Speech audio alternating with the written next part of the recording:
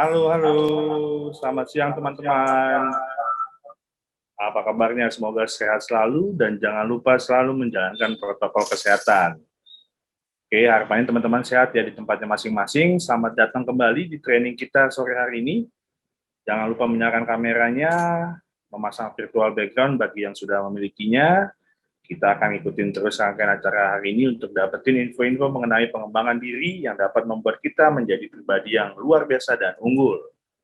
Oke, nah program kita hari ini tema besarnya masih di thinking, dan hari ini kita akan ngebahas mengenai decision making strategy dengan tentunya narasumber yang teman-teman sudah ketahui kalau teman-teman ngikut dari awal.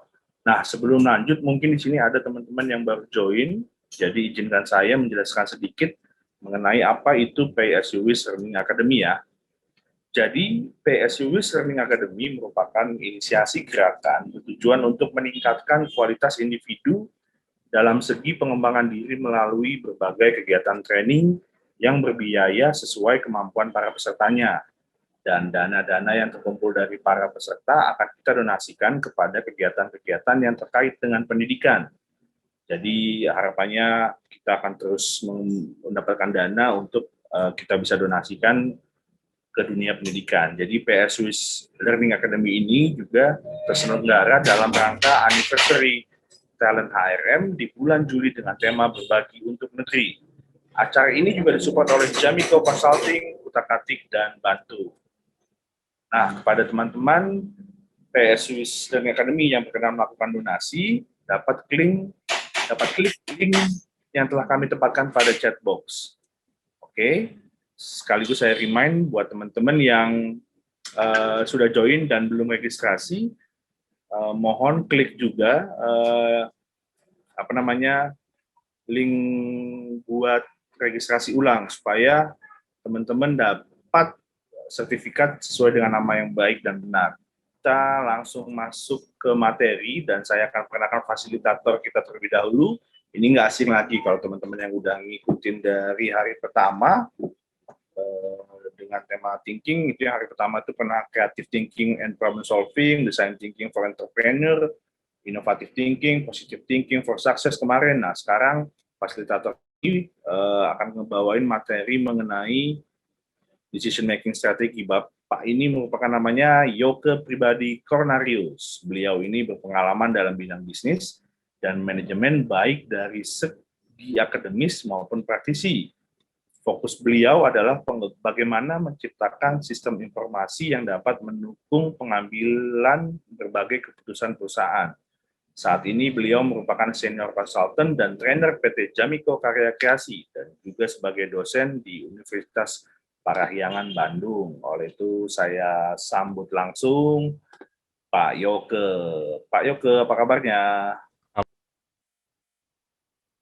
Masih di mute nih kayaknya nih.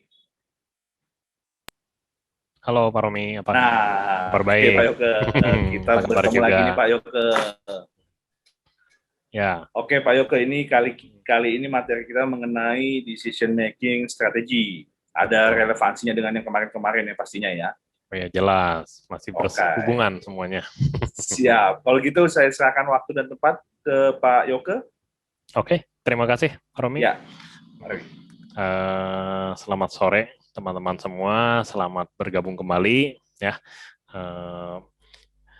Sekarang kita akan bahas mengenai decision making strategies ya. Nah, ini seperti yang tadi Pak Romi sudah sampaikan, apa yang akan dibahas ini sebetulnya masih ada sambungannya dengan yang materi-materi sebelumnya. Jadi kalau kemarin kita udah bahas yang terakhir itu kebetulan yang bagian saya itu ada innovative thinking ya, di mana kita menggabungkan konsep kreativitas ya yang kemudian diimplementasikan, itulah yang disebut dengan inovatif. Tapi ketika kita hendak menginovasi sesuatu, kita butuh yang namanya data. Nah, data itu yang akan kita bahas dalam pertemuan seperti sekarang ya. Nah, ini dibahas juga ya, terutama data tersebut penting dalam strategi pengambilan keputusan ya. Nah, untuk mempermudah konsepnya, kami akan coba bawakan dalam bentuk komik, ya. Kita mulai ya. Oke, jadi yang ada di benak teman-teman ketika bicara mengenai decision making, pengambilan keputusan, ya. Mungkin paling sederhana itu kita bicara ya apa yang sebaiknya saya ambil, ya. Ada dua opsi, mana yang terbaik, mana yang benar salah dan sebagainya, gitu ya. Nah, tapi ketika kita bicara mana yang saya ambil, ya, atau apa yang sudah saya ambil, itu adalah hasil akhirnya. Yang perlu kita pelajari sekarang adalah bagaimana sebetulnya proses pengambilan keputusannya itu sendiri. Ya. Nah, saya punya konsepnya sederhana di sini, IGA, gitu ya, IGA sapi ya, atau IGA apapun. Ya. Jadi IGA ini teman-teman bisa baca juga. I yang pertama adalah identify, a decision. Ya, kata kuncinya saya ambil adalah identify. Nah, ini masih meminjam istilah yang dari kemarin kita gunakan, yaitu konsep didik. Ada define, kemudian yang keduanya ada identify. Nah, ini identify yang kurang lebih sama dengan yang ada di konsep didik. Ya. Nah, selanjutnya konsep yang kedua, ya, huruf G, yaitu gather, ya, atau kumpulkan. Yaitu gather information di sini. Berarti informasinya harus kita kumpulkan. Dan A itu ada assess, alternative resolution, ya. Nah, jadi gambaran besarnya dari decision making, ya, proses dari decision making itu tiga ini aja dulu yang teman-teman pahami. Jangan kita gunakan konsep yang terlalu kompleks, ya. Karena ini dari dasar ini nanti teman-teman bisa kembangkan lagi, ya. Sebetulnya harus seperti apa decision making yang tepat atau yang sesuai dengan mungkin caranya yang biasa dilakukan oleh teman-teman gitu ya, atau mungkin teman-teman punya konsep yang bisa dikombinasikan dengan proses ini, ya. Nggak ada yang salah lagi-lagi semuanya, ya. Nah, ini kita akan bahas satu persatu, ya, yang saya sajikan dalam bentuk studi kasus. Ya, studi kasusnya semoga ini cukup mudah juga untuk teman-teman ikuti. Ya, saya mengambil dari latarnya bisnis seperti keahlian saya, yaitu memang di bidang bisnis, ya. Maka untuk studi kasusnya pun lebih banyak berbicara mengenai bisnis. Ya, tapi lagi-lagi studi kasusnya ini kita coba sederhanakan, ya, banyak elemen-elemen yang tidak dibahas, ya, namanya juga simplifikasi, ya, sehingga teman-teman seharusnya bisa lebih mudah mengikuti hal ini. Ya. Nah, ketika kita bicara identify a decision, ya, kemarin waktu kita bicara Didi, ya, define itu bicara sudut pandang. Kemudian identify-nya kita bicara adalah apa hal penting yang dilihat oleh si sudut pandang tersebut. Nah, untuk yang kali ini kita nggak membahas define-nya. Ya, biarpun sebetulnya konsep Didi itu bisa ditanamkan ke dalam proses IGA ini. Ya. Tapi kita cukup fokus saat ini adalah di bagian identify-nya.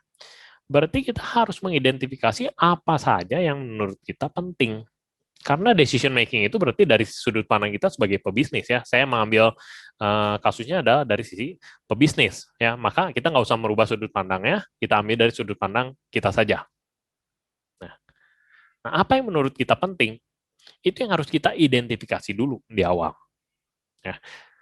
Setelah kita tahu apa yang penting, kita tahu ini solusinya harus seperti apa, ya. Maka sebelum kita memilih solusinya atau kita membuat alternatif solusinya adalah kita harus kumpulkan dulu seluruh informasi yang bisa kita olah untuk mendukung solusi yang akan kita pilih nanti. Ya, jadi kita identifikasi dulu apa yang saya butuhkan, kemudian kita harus membuat solusi, tapi jembatannya ini adalah data di sini, ya, atau informasi di sini disebutnya. Oke, kumpulkan dulu informasi yang bisa membuat saya membuat berbagai alternatif solusi. Ya. Barulah di langkah yang terakhir, assess adalah kita akan ukur, ya, kita akan nilai setiap solusi ini mana yang paling pas untuk diterapkan Ya, tentunya solusi yang kita akan nilai itu bukannya asal kasarnya asal ceplok gitu ya, tapi sudah berdasarkan data maupun informasi yang tadi kita kumpulkan. Nah, di sini artinya saya menanamkan ke teman-teman adalah bagaimana kita bertindak based on data. Seperti itu. Nah, itu strategi yang paling utama mengenai decision making yang akan kita bahas di pertemuan ini. Oke, saya lanjut. Nah, saya punya dua cerita ya, kita bagi nanti mungkin pada saat break kita cerita yang kedua ya. Nah, ini sederhana aja sebetulnya untuk ceritanya ya. Teman-teman juga sebelum pandemi pasti sering melakukannya. Oh, sangat menyenangkan itu kan ya, kalau pergi ke tempat ini kita sering banget nyelundupin makanan atau minuman gitu kan ya, dan kita menikmati tempat duduknya nyaman, AC-nya dingin gitu kan ya, dan juga yang dimanjakan adalah mata dan pikiran kita ya. Nah, kira-kira apa nih Pak Romi, mungkin bisa dikuisin nih, siapa tahu ada yang bisa jawab. Sebelum pandemi ini tempatnya rame banget gitu ya, dan kita sering banget nyelundupin makanan atau minuman. Nah, ada yang bisa jawab nggak, nebak ini apa gitu tempatnya? Bioskop nih kayaknya, Pak. Oh ya, bener banget. Langsung kejawab gitu ya. Berarti memang kebiasaan kita tuh sama, nyelundupin makanan dan minuman ke bioskop. Nggak masalah gitu ya. Toh bukan kejahatan besar juga gitu ya. Cuma memang mengurangi pendapatan bioskop, ya sudahlah, nggak apa-apa lah. Kita selalu cari yang paling murah dan paling nyaman buat diri kita. Ya. Oke, benar, bioskop teman-teman. Jadi saya ambil settingnya ini adalah mengenai bioskop untuk cerita yang pertama. Nah, di sini dia si tokoh yang kali ini ya, perempuan ini, dia posisinya adalah sebagai pemilik bioskop atau mau manajernya atau pengelolanya, silakan yang manapun gitu ya. Dan dia berusaha meningkatkan pendapatan dari si bioskop ini dengan cara apa? Penjualan snacknya. Ya. Nah, sekarang kalau saya tambah varian snacknya, mungkin itu bukan opsi yang terbaik. Ya. Anggaplah saya tidak memungkinkan menambah varian snacknya, karena semakin banyak item, maka semakin banyak resiko item tersebut tidak terjual. Itu yang nggak boleh kita lupakan. Maka kita batasin saja deh itemnya sedikit. Ya. Tapi bagaimana mengoptimalkan penjualan item yang sedikit ini? Ya, itu yang dipikirkan oleh si tokoh kali ini. Ya. Maka yang dia lakukan adalah mengamati dulu snack yang dibawa oleh si pengunjung ini tuh kira-kira apa? Yang apa saja? Dan dia fokus kombinasi snack apa yang paling sering dibawa oleh pengunjung bioskop. Seperti itu. Nah, kita punya 5 buah data di sini, teman-teman. Ya. Jadi untuk yang nomornya ini berarti pengunjung nomor 1, 2, 3, 4, 5. Seperti itu. Dengan nama snacknya adalah, di sini ada popcorn sedang, ya, dengan Coca-Cola, ada yang tidak membawa snack, ya, ada yang bawanya itu popcorn sedang, siomay dan Coca-Cola. Berarti ini kita bicara snack yang memang dijual oleh si bioskopnya itu tidak termasuk yang diselundupkan, ya. Tapi yang memang dia beli kemudian dia bawa aja, cuek kan, kita juga kalau ke bioskop kemudian memang beli snacknya di situ, bawa nggak usah masuk tas gitu ya, kita pegang aja ketika masuk ke dalam ruang bioskopnya, seperti itu. Nah, ini yang terlihat oleh si tokoh ini ketika mengamati, ya, dia mengamati baru 5 orang ya, ada yang nggak bawa lagi, ada yang lebih lengkap lagi, popcorn, Coca-Cola, coklat cicok, seperti itu ya. Nah, ketika kita berhasil melakukan pengamatan, kemudian kita berhasil mendatanya, ya, menuangkannya dalam bentuk tabel seperti ini. Ini adalah langkah awal kita untuk mengumpulkan informasi, ya. Jadi di awal tadi kan ada identify dulu, ya. Identify apa tuh? A decision, ya. Ya, kalau kita bicara bisnis, berarti kan saya pengen penjualannya tinggi, ya, pengen pendapatannya lebih besar. Maka yang kita bahas di sini, decision-nya adalah bagaimana saya menggenjot penjualan snack-nya. Maka saya harus mengumpulkan informasi. Seperti itu. Ya. Biarpun kita nggak membahas secara detail identify a decision-nya, ya, tapi teman-teman saya yakin sudah bisa ya mengidentifikasi dulu keputusannya apa sih yang akan saya ambil, apa yang akan saya lakukan ya. Saya hendak menggenjot penjualan, saya hendak mempercepat proses produksi, saya ingin tingkat absensi pegawai itu rendah dan sebagainya, gitu ya. Nah, bagaimana caranya kan solusinya yang perlu kita pikirkan selain apa yang hendak kita capai tadi, ya. Maka untuk mendukungnya kita butuh data. Nah, data akan lebih baik jika teman-teman sajikan dalam bentuk tabel dan berbentuk digital, karena ini akan sangat mudah dalam mengolahnya. Seperti itu, ya. Nah, jadi saya mengikuti juga konsep penggunaan teknologi digital ya ketika kita bicara decision making. Ya, kebetulan ini salah satu bidang keahlian saya yaitu mengenai sistem informasi. Makanya saya mengambilnya dari sudut sistem informasi dalam proses pengambilan keputusan ini. Nah, saya punya kerangkanya untuk mengolah data tersebut. Ya, ada 3 langkah nih: seleksi data, pengelompokan data, dan pengolahan data. Ya, ini 3 langkah yang perlu teman-teman lakukan ketika memiliki tabel data seperti ini. Jadi jangan sampai teman-teman hanya beranggapan ya cuma 5 kok datanya gampang, saya lihat aja langsung gitu ya. Ya kebetulan ini karena hanya untuk pembelajaran kita pakai datanya sedikit. Tapi pada kenyataannya ketika menjalani bisnis datanya itu akan ribuan atau jutaan baris yang nggak mungkin dilihat lagi satu persatu. Maka teman-teman harus punya konsep cara mengolahnya ya. Langkah-langkah bakunya itu seperti apa. Ya, yang paling gampang seleksi data, pengelompokan data dan pengolahan datanya. Nah, kita akan coba bahas satu persatu ya. Seleksi data. Berarti dia yang dia lakukan adalah singkirkan data yang tidak relevan. Ya. Nah, data yang tidak relevan berarti kalau di awal saya ingin menggenjot penjualan snack saya, maka orang-orang yang tidak membawa snack ya nggak usah saya olah. Karena untuk saat ini tidak berdampak apapun. Ya. Tapi bukannya sama sekali nggak bisa digunakan ya. Tetapi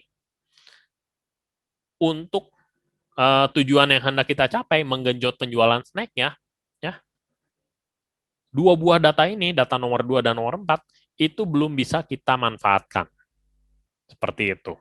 Ya, jadi datanya bukan dibuang, tapi disimpan aja dulu, singkirkan dulu.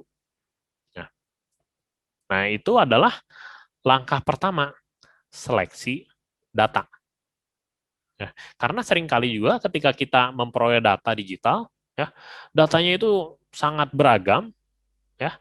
Mungkin karena kita tidak menentukan cara pengumpulan datanya, format bakunya, dan lain sebagainya, sehingga datanya itu banyak yang nggak bisa digunakan. Misalnya, kita butuh mengumpulkan nomor handphone, ya. Tapi banyak yang mengosongkan si nomor handphone ini. Karena apa? Tidak kita wajibkan. Ada juga yang mengisi nomor handphonenya ini dengan kata-kata, ya, nggak sesuai dengan format yang kita butuhkan karena kita tidak menstandarkan bentuk datanya. Nah, itu pun menjadi masalah, makanya data-data seperti itu perlu kita singkirkan. Ya, diseleksi dulu datanya. Data yang bisa dimanfaatkanlah yang akan kita gunakan. Itu untuk langkah pertama, teman. Ya. Setelah seleksi data, maka barulah kita bisa lakukan langkah kedua, pengelompokan data. Ya. Di pengelompokan data ini, yang kita lakukan adalah mengumpulkan data yang sejenis. Ya. Nah, dari data tabel tadi, kita bisa kelompokkan menjadi dua jenis, ya, itemnya atau snacknya, yaitu makanan dan minuman. Ya, untuk makanan di sini ada popcorn sedang, siomay, dan coklat cicok. Ya. Sedangkan minuman itu kebetulan hanya satu jenis itemnya, Coca-Cola. Nah, kita membuat pengelompokan ini untuk apa? Kita mengkategorikan dulu datanya agar mudah ketika kita mau mengkombinasikan si datanya itu sendiri. Ya, jangan sampai kita dibuat bingung ini popcorn sedang tuh dengan siomay itu sejenis nggak ya? Dengan coklat cicok sejenis nggak? Dengan Coca-Cola sejenis nggak? Ketika kita tidak bisa melakukan perbedaan itu, ya, maka langkah selanjutnya pengolahan datanya ini akan menjadi lebih sulit. Ya, apalagi kita bicara saya ingin menjual kombinasi snack. Ya, maka ketika kita bicara kombinasi snack, ya, secara logika adalah makanan harus ada minumannya. Nah, konsep ini juga yang nggak boleh dilupakan oleh teman-teman. Apakah data yang kita miliki ini saling melengkapi atau bagaimana? Seperti itu. Ya. Kebetulan dalam hal ini kita gunakannya makanan minuman, maka orang yang beli makanan, ya seharusnya beli minuman juga. Maka makanan dan minuman bisa saya kombinasikan. Seperti itu, teman-teman. Ya. Tapi agar saya bisa melakukan kombinasi ini, saya harus buat dulu pengelompokannya. Bahwa data saya terdiri dari makanan dan minuman. Ya. Nah, setelah kita lakukan langkah yang kedua ini, pengelompokan data, barulah kita masuk ke langkah yang ketiga, ya, pengolahan data. Nah, di pengolahan data adalah kita melihat pola yang muncul untuk contoh kasus yang pertama ini. Ya. Bahwa pola yang pertama adalah setiap kali orang yang bawa snack, dia akan bawanya adalah makanan dan minuman. Ya, kalau teman-teman lihat lagi tabelnya yang tadi, ya, popcorn sedang makanan, Coca-Cola minuman. Oh, berarti ini makanan dan minuman, ya. Popcorn sedang, siomay ini makanan, Coca-Cola minuman. Berarti makanan dan minuman. Popcorn sedang, Coca-Cola minuman, ya. Popcorn sedangnya makanan. Berarti ini makanan dan minuman. Tapi ada tambahan di sininya makanan lagi, ya. Tapi secara kategorinya tadi, ya, bahwa data ini terdiri dari makanan dan minuman, ya, untuk snacknya. Maka itulah poin pertama yang akan kita lihat. Polanya adalah dia makanan dan minuman.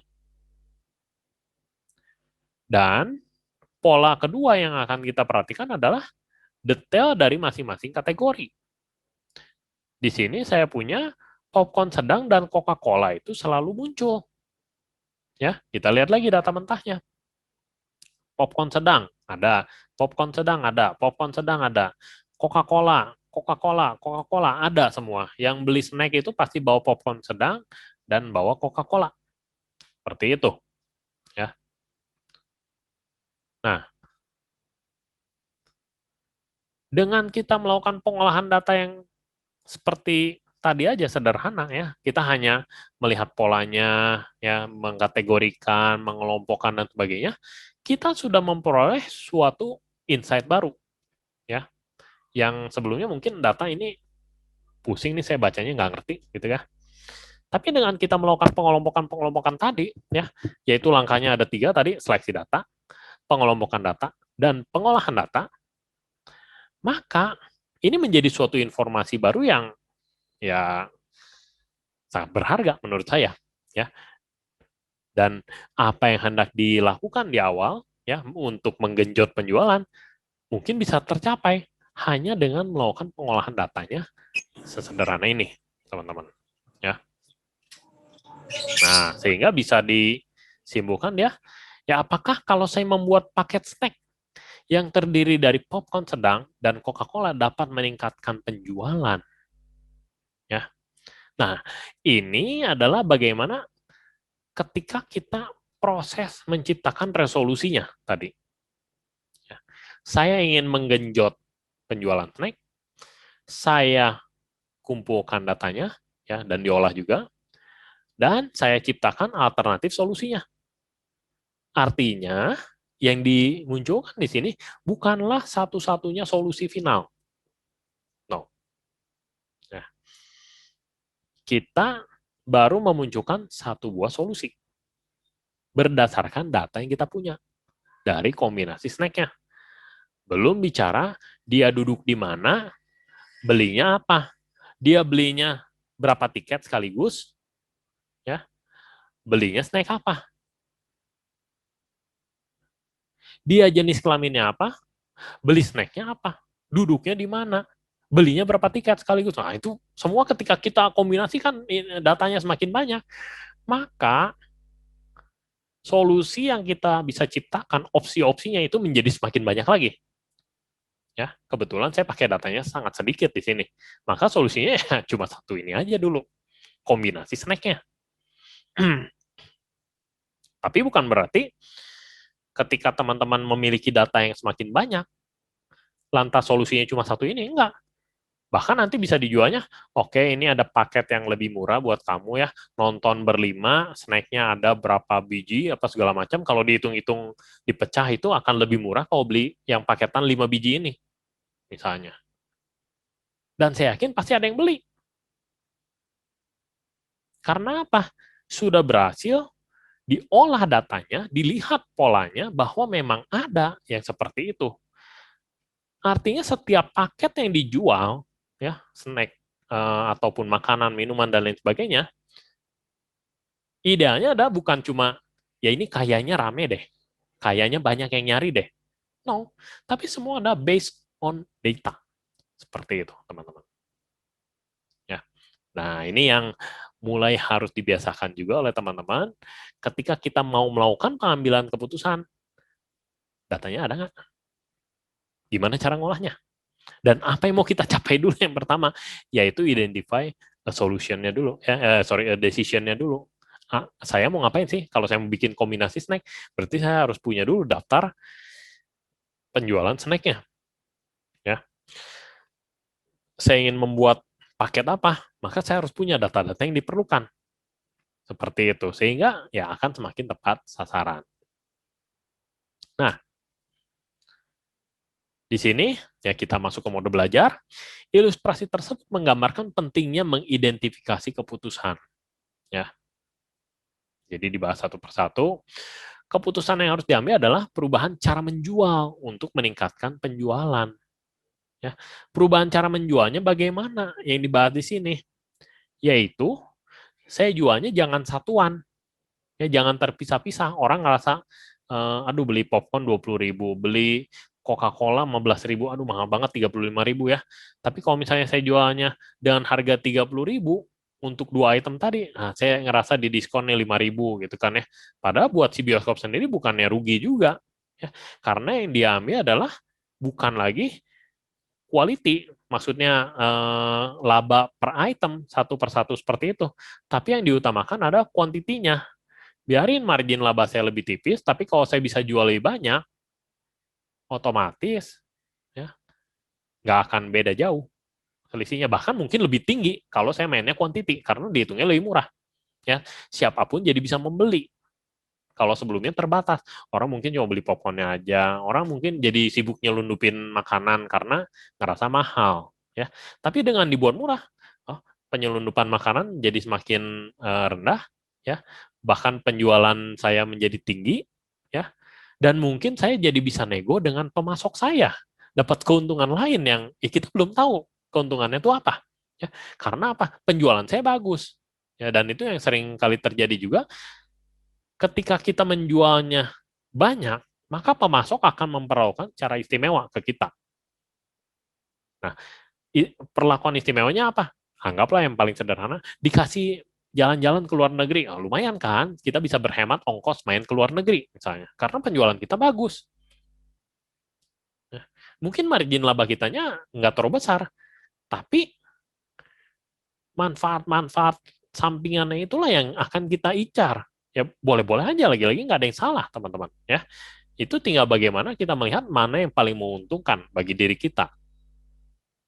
Oke, nah itu kita bicara identifiannya. Apakah saya memutuskan untuk untungnya dari satu item saja, atau saya ingin secara keseluruhan untung dan bahkan dapat keuntungan tambahan bagaimana nanti di cerita 2 kita akan bahas lebih detail tentang hal ini ya. Karena di sini kita masih fokusnya adalah kita belum ngomongin pemasoknya. Kita baru bicara kalau saya jualannya kayak gini, kira-kira bagaimana? Ya, saya buat kombinasinya seperti ini, bagaimana? Ya, biar kita belum lihat hitungannya gitu ya. Nanti saya akan munculkan bagaimana cara menghitungnya. Oke. Nah, langkah selanjutnya yaitu mengumpulkan data ya untuk mendukung pengambilan keputusan. Ya, pertanyaannya yang harus ditanyakan ke diri teman-teman ketika melakukan pengumpulan data ini adalah apa informasi yang diperlukan? Dari mana sumber yang terbaik? Gimana cara memperolehnya? Nah, ini dasar dari penelitian. Ya, jadi kalau teman-teman yang sudah terbiasa melakukan penelitian, udah nggak aneh lagi deh dengan istilah seperti ini. Tapi ketika kita belum terbiasa melakukan penelitian, ya, saya butuhnya data apa? Ya jelas data yang relevan dengan apa yang mau kita capai. Kalau kita bicara snack, ya minimal data snacknya ini kita punya. Ya, kombinasi snacknya yang dibeli oleh si penonton. Dari mana sumber yang terbaik? Apakah saya baca koran?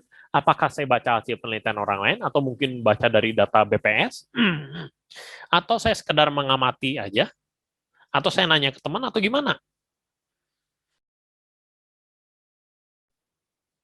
Ya, itu lagi-lagi tidak ada yang salah yang manapun selama memang bisa dipertanggungjawabkan datanya. Dan bagaimana cara kita memperolehnya? Ya, berarti ini kita bicara teknik sampling lah, siapa yang menjadi sampelnya lah, dan lain sebagainya. Wah, ini kalau bicara akademis panjang lagi. Tapi enggak lah, saya nggak akan mau memusingkan teman-teman juga untuk hal ini. Ya, kita uh, tanamkan dulu saja bahwa ada 3 hal tadi ya, apa informasi yang diperlukan, dari mana sumber terbaik, dan bagaimana cara memperolehnya. Tapi kita nggak bahas dulu secara detail di sini, karena dari contoh kasus pun teman-teman bisa mengamati bahwa yang dilakukan oleh dia adalah ambil aja sampel 5 pengunjung dengan cara diamati langsung, ya. Dan yang diamati adalah kombinasi snacknya. Nah, udah terjawab tuh 3 pertanyaan ini, ya. Artinya teman-teman seharusnya bisa juga mencoba mempraktekannya. Ya. Nah, maka setelah kita mengumpulkan datanya, teman-teman harus mengenal juga yang namanya DIKW piramid. DIKW, Data, Information, Knowledge, dan Wisdom. Ini bicara tingkatan data. Kalau kita bicara data, berarti ini adalah fakta-fakta yang belum bermakna. Seperti yang tadi ada di tabel, teman-teman. Ya. Nah, ini kita bicara adalah data. Kalau kita membaca hanya tabelnya, ya belum ada makna apapun. Ya. Lanjut lagi. Sedangkan setelah kita berhasil mengolah data, maka hasil olahannya ini kita sebut dengan informasi. Informasi artinya bisa memberikan gambaran, menunjukkan suatu pola sederhana, ya, memberikan laporan, gampangnya rekap deh, ya, yang bisa digunakan untuk pengambilan keputusan rutin secara terstruktur. Itulah information. Ya. Informationnya diolah lagi, maka dia akan berubah menjadi knowledge. Nah, knowledge inilah yang suatu pola yang tidak terlihat. Dan itu terjadi berulang-ulang. Knowledge ini baru bisa diperoleh setelah kita mengolah informasinya. Jadi misalnya rekap laporan penjualan. Saya olah, ternyata dari rekap penjualan ini ada suatu pola. Apakah misalnya pembayaran si konsumen, apakah keterlambatan pengiriman barang dari pemasok, ya, apakah besar diskon atau apapun itu, ternyata semua ada pola. Nah, itulah yang kita sebut dengan knowledge. Ya. Gak usah bicara ke wisdomnya dulu. Ya. Sampai dengan knowledge-nya aja. Ketika teman-teman berhasil mengidentifikasi pola yang terjadi dari data-data yang dimiliki oleh teman-teman, maka pengambilan keputusan ini akan menjadi semakin akurat. Ya. Nah, makanya sangat penting ya bagi teman-teman untuk memahami juga konsep dari si DIKW piramid ini. Ya.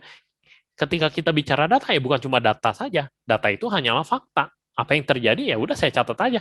Oh dia bawa popcorn sedang satu, dia bawa Coca-Cola satu, dia bawa apa satu. Ya udah semua dicatetin apa adanya, itulah data. Kita olah menjadi rekap ya. Berapa banyak popcorn yang dibeli hari ini ya, yang terjual hari ini. Berapa banyak Coca-Cola yang terjual hari ini. Berapa banyak orang yang beli popcorn dengan Coca-Cola. Berapa banyak orang yang beli kombinasi yang berbeda. Nah, itulah information ya. Dan ketika kita melihat, ternyata orang yang beli popcorn pasti beli Coca-Cola. Orang yang beli apa pasti beli apa. Ya, itulah yang kita maksud dengan knowledge, teman-teman. Ya. Nah, ini konsep yang digunakan juga di sistem informasi.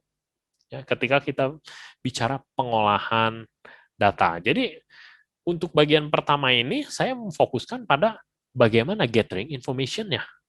Ya, kumpulkan dulu informasinya. Informasinya apa sih? Ya, start dari data, information, dan knowledge. Nah, dengan kata lain, kita melihat pola dari informasi yang sudah kita peroleh. Ya. Nah, itu untuk bagian pertama. Oke, silakan Pak Romi, saya kembalikan dulu untuk break. Oke, baik. Tadi cerita pertama ya Pak, masih ada cerita berikutnya yang pasti akan membuat kita lebih make sure, lebih pasti untuk melakukan sebuah decision making ya. Ya, betul. Oke, tapi sebelumnya teman-teman, mari kita main-main dulu nih sambil cari-cari dapat hadiah gitu. Jadi saya akan buka sesi permainan di mana akan ada 5 voucher training senilai 1 juta rupiah persembahan dari Talent HRM. Oke, jadi permainan ini teman-teman hanya butuh kecepatan tangan dan kecepatan koneksi internet. Yang bisa menjawab langsung tulis jawabannya di chat box. Seperti kalau teman-teman yang udah ngikut dari hari pertama pasti akan sudah paham. Oke, kalau yang sudah menang tidak bisa dapat menang lagi, kita berikan kesempatan kepada teman-teman yang lain. Oke, hadiahnya sekarang voucher 1 juta, voucher diskon training 1 juta dari Talent HRM. Langsung aja kita masuk ke pertanyaan pertama. Oke, udah siap tangannya di keyboard atau di handphonenya. Pertanyaan pertama, perhatikan gambar berikut ini. Pasti yang suka Korea udah pada tahu nih. Oke, pertanyaannya adalah sebutkan judul film dalam gambar di samping. Ayo, siapa yang bisa menjawab langsung tulis jawabannya di chat box. Oke. Sudah banyak sekali, tampaknya akan saya pilih yang pertama masuk di chat box saya ya.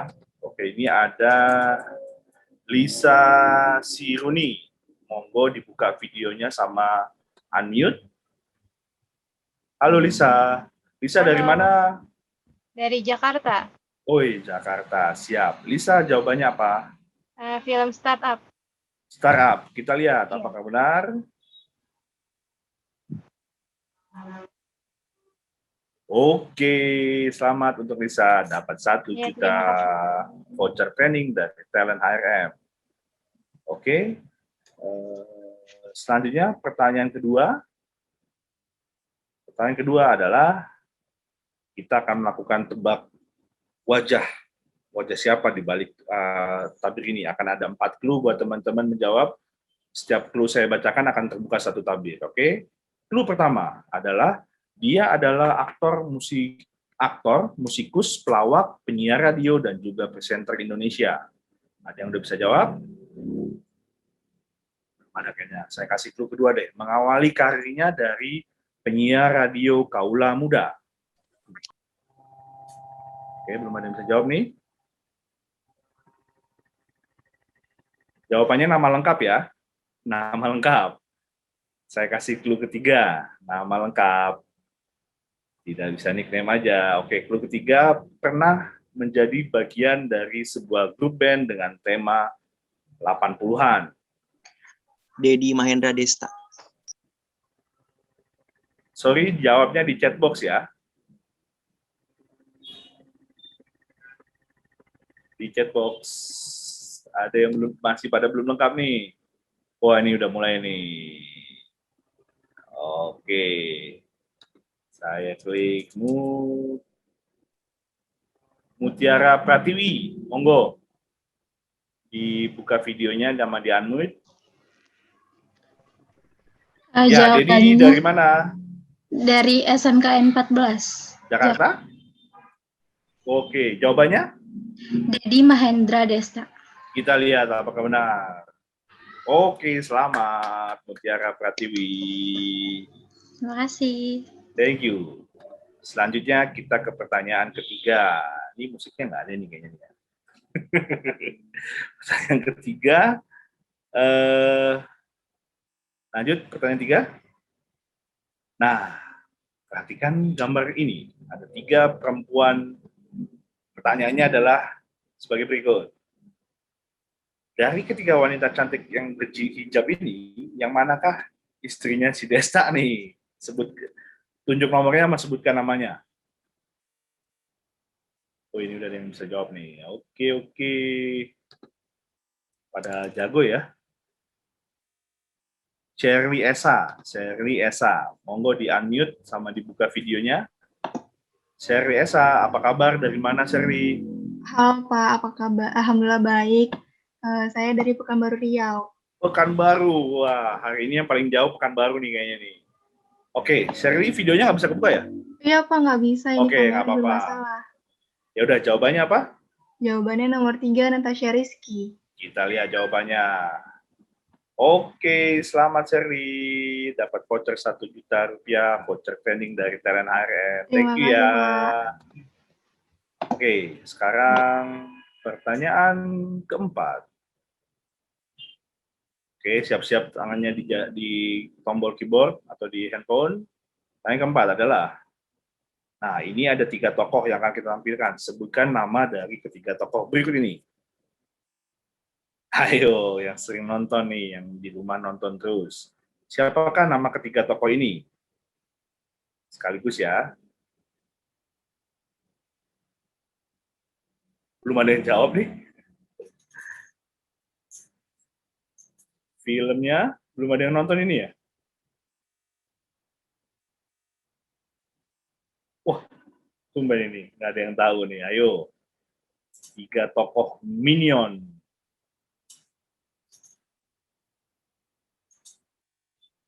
Belum ada yang bisa jawab? Wah, ini udah ada yang bisa jawab nih.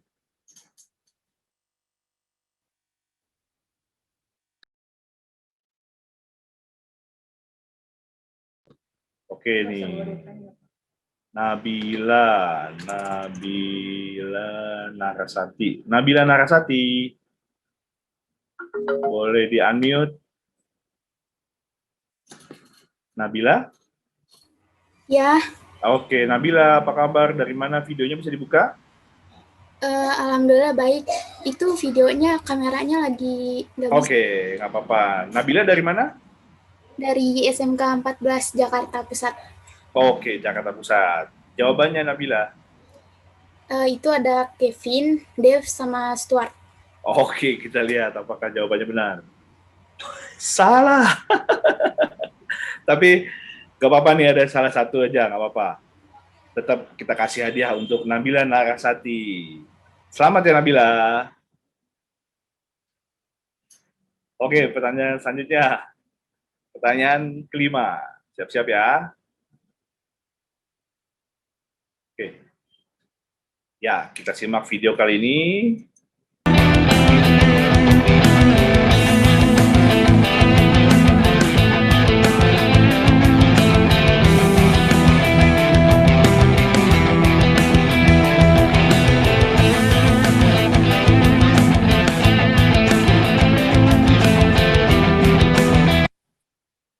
Oke, pertanyaannya adalah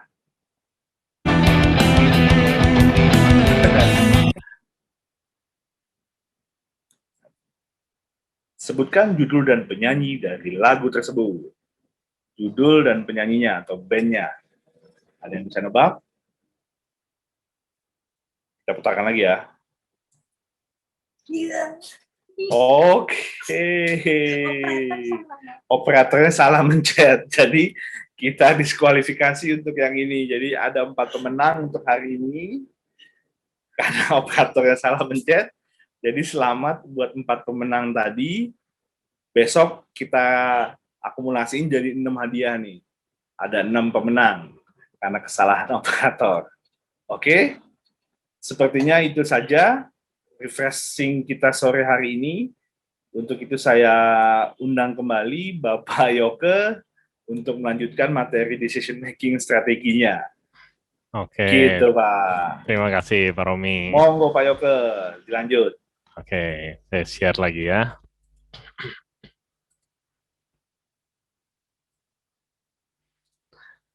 Ya, kembali lagi ya teman-teman. Jadi di cerita awal tadi, ya, kita mempelajari konsep G, gathering information, dari 3 konsep yang kita anggap penting dalam proses decision making. Ya. Identify a decision, gathering information, dan assess resolution-nya. Ya. Nah, kita belum melihat lagi secara detail sebetulnya bagaimana si informasinya ini bisa dimanfaatkan atau pengolahannya ini yang lebih akurat itu sebaiknya seperti apa. Nah, tapi buat teman-teman yang untuk langkah awal ini untuk teman-teman adalah sudah mulai bisa memahami bahwa yang namanya data itu memainkan peran yang sangat penting. Ya makanya seperti sekarang juga semakin banyak program studi yang membuka mengenai bisnis digital, mengenai data science dan sebagainya, bahkan muncul profesi baru untuk data science. Semuanya itu bicara tentang data. Ya. Bukan cuma bagaimana cara kita mengolahnya, tapi bagaimana kita mendapatkannya juga. Karena itu menjadi suatu yang ya lagi-lagi masalah tersendiri. Ngolahnya aja nggak tahu, ya gimana bisa dapat hasil? Ya, gimana kita bisa membuat alternatif solusinya? Mengumpulkan datanya aja nggak tahu, gimana bisa kita mengolahnya? Ya artinya itu semua saling berhubungan. Ya, makanya kami di Jamiko itu ada salah satunya adalah mengembangkan sistem yang namanya knowledge work system, di mana sistem ini berfungsi untuk merekam aktivitas dari pegawai. Ya. Sehingga apa yang sudah dilakukan oleh pegawai bisa terpantau dan bisa diolah menjadi suatu informasi yang ujung-ujungnya perusahaan bisa memutuskan apa yang harus dilakukan. Ya. Bukan sekadar reward and punishment untuk pegawai tersebut. Ya. Tapi kita bicara lebih jauh lagi. Benar-benar mengawasi bagaimana kinerja perusahaan. Nah, itu dengan memanfaatkan yang tadi kita sebut istilahnya adalah knowledge work systems. Nah, untuk menyambungnya kita punya cerita yang kedua di sini, teman-teman. Ya, ilustrasi dari pengalaman saya juga sebetulnya. Ya.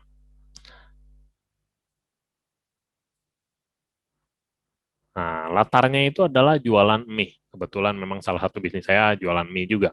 Ya. Nah, ada nih.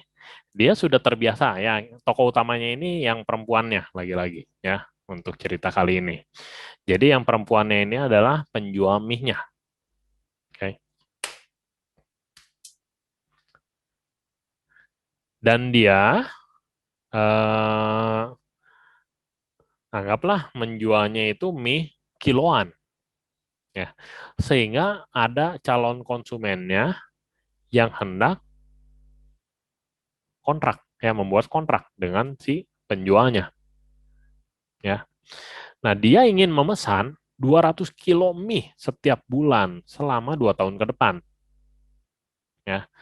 Oke, ini peluang yang sangat bagus nih, 200 kilo mie yang dia mau ambil setiap bulannya selama 2 tahun ke depan. Ya, kita jangan masukkan dulu faktor penipuannya gitu ya. Kita hilangkan dulu bahwa ini transaksinya pasti akan terjadi dan baik-baik saja, pembayarannya semua nggak ada masalah. Ya, artinya aman untuk transaksinya. Ya, kita sederhanakan. Dan dia memberikan penawaran harganya ingin Rp12.000 per kilogram untuk si mie-nya itu. Ya. Nah, ketika kita ada di posisi si ibu ini, ya, biasanya kita akan minta dia tunggu dulu ya. Saya coba hitung-hitung dulu, masuk atau enggak nih harga yang ditawarkan oleh si pembelinya. Ya. Artinya kita akan coba kumpulkan dulu data-data yang kita miliki. Ya. Keputusannya apa? Ya keputusannya sederhana, terima atau tolak. Ya. Tawaran kontrak ini. Okay. Nah, ini informasi tambahannya, teman-teman. Bahwa kapasitas produksi pabrik dia adalah 1.000 kg mie per bulan. Berarti 200 itu ya bisalah gitu ya kalau kapasitas produksinya 1.000. Informasi berikutnya, sampai saat ini rata-rata produksinya adalah 800 kilo per bulan. Pas banget nih. Kita baru 800 kilo bikinnya rata-rata selama ini. Ada tambahan 200 kilo. Berarti kapasitas produksi saya yang tadinya belum 100% bisa saya buat menjadi 100%. Artinya mesin saya tidak akan menganggur. Nah, bagus. Ya. Kalau kita bicara dari kapasitas produksi, dibuat menjadi 100%, ini salah satu yang ingin dicapai oleh setiap perusahaan. Ya, teman-teman kalau punya mesin apa, gampangnya tuh mesin tuh nggak boleh istirahat. 100% kapasitas produksinya. Kalau punya mobil yang misalnya ada sampingan taksi online, mobilnya kalau bisa setiap saat itu ngangkut penumpang. Habis penumpang ini langsung angkut lagi jalan terus. Nah, itu kapasitas produksi 100%. Teman-teman punya restoran, kalau bisa tuh tempat duduk nggak pernah kosong. Begitu tamu ini pergi, langsung ada lagi yang dudukin. Itulah kapasitas 100%. Teman-teman. Ya, biarpun pada kenyataannya sangat sulit gitu ya mencapai kapasitas produksi 100%. Ya, lagi-lagi di sini kita bicara simplifikasi sehingga harapannya teman-teman bisa mengamati dengan lebih mudah. Ya. Nah, jadi kalau kita bicara dari sisi kapasitas produksinya bagus dong, karena bisa ditingkatkan menjadi 100%. Nah, tapi namanya kita bicara keputusan kontrak tadi, itu berhubungan dengan hal yang jauh lebih penting, yaitu uang. Kalau nggak menguntungkan, buat apa saya terima? Itu permasalahan paling utama ya dalam bisnis. Maka si ibu ini coba memecah informasinya. Ya. Dia punya ongkos produksi mie-nya adalah Rp12.000 per kilogram. Ntar dulu. Tadi si bapak calon pembeli menawarkan kontrak, harga belinya adalah 12.000 per kilo. Sedangkan si ibu ini ongkos produksinya 12.000 juga per kilo. Begitu dilihat kayak gini, nggak layak. Ini mah nggak ada untungnya saya terima. Ya. Mau ngapain saya hitung lebih lanjut lagi? Nah, biasanya kita akan berpikirnya adalah seperti itu, teman-teman. Dan itu lagi-lagi untuk tahap awal, kalau kita belum terbiasa, sangat wajar terjadi cara berpikirnya seperti itu. Nawarin harga lebih rendah, udah langsung ditolak aja. Nggak untungin. Padahal kita belum melakukan perhitungan secara detail. Ya. Makanya si ibu ini coba hitung detail. Ya. Udah deh, saya coba pecah dulu. Ya. Bahwa upah pegawainya, ya kebetulan pegawainya baru 1 orang, yaitu 1.600.000 per bulan. Harga bahan baku dia adalah 187.500 per karung. Satu karungnya 25 kilo. Dan biaya overhead-nya adalah Rp2.000.000 per bulan. Ya. Jadi ini saya menggunakan konsep akuntansi biaya, bahwa ketika kita bicara akuntansi biaya, faktor produksi itu ada 3, bahan baku, tenaga kerja, dan overhead. Ya, yang paling sederhana itu aja dulu. Ya. Bahan baku berarti apa yang akan digunakan untuk menghasilkan barang jadinya.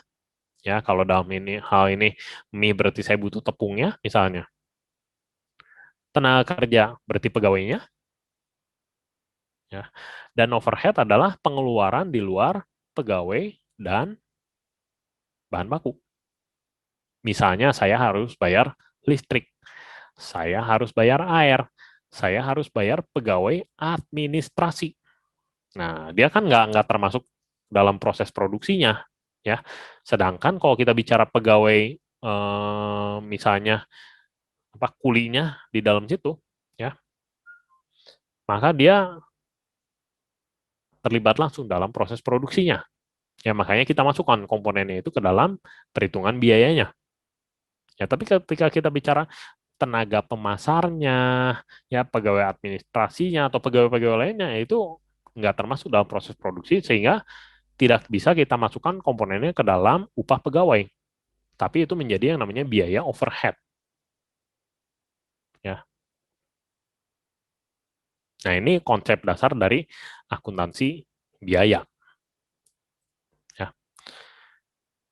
Nah, sehingga dari sana dia bisa menyimpulkan, dia udah coba kumpulin tuh informasi-informasinya. Ya, di sini kita lebih fokus pada pengolahan data menjadi informasi, kemudian bagaimana kita membuat alternatif solusinya, teman-teman. Dari IGA tadi, ya, identify a decision, ya, gathering information, dan assess resolution-nya. Seperti itu. Di sini dia punya tingkat produksi itu 80% dinaikkan ke 100%. Sehingga apa? Upah pegawainya nggak perlu ditambah, karena selama ini baru bekerja sebesar 80%. Nah, artinya 1.600.000 yang tadi, ya, yang selama ini adalah baru dihitung untuk 800 kilo. Ya, berarti berapa tuh? 200 rupiah ya? Atau 2.000 rupiah? 200 rupiah ya, kalau nggak salah ya. Per kilonya. Atau 2.000, nah nanti teman-teman hitung sendiri. Ya. Sedangkan sekarang 1.600.000 ini, saya baginya ke 100 kilo. 1.000 kilo. Ya. Ya, 1.600.000 dibagi 1.000 kilo. Kalau sebelumnya saya bagi hanya 800 kilo, karena baru 80% kapasitas, tingkat produksinya. Sekarang dinaikkan menjadi 100%, maka saya bayarnya tetap 1.600.000, tapi untuk 100 kilo. Ya. Maka kalau tadi adalah saya bayarnya 2.000 per kilo, maka untuk yang 100 kilo ini, nggak lagi 2.000 per kilo. Ya.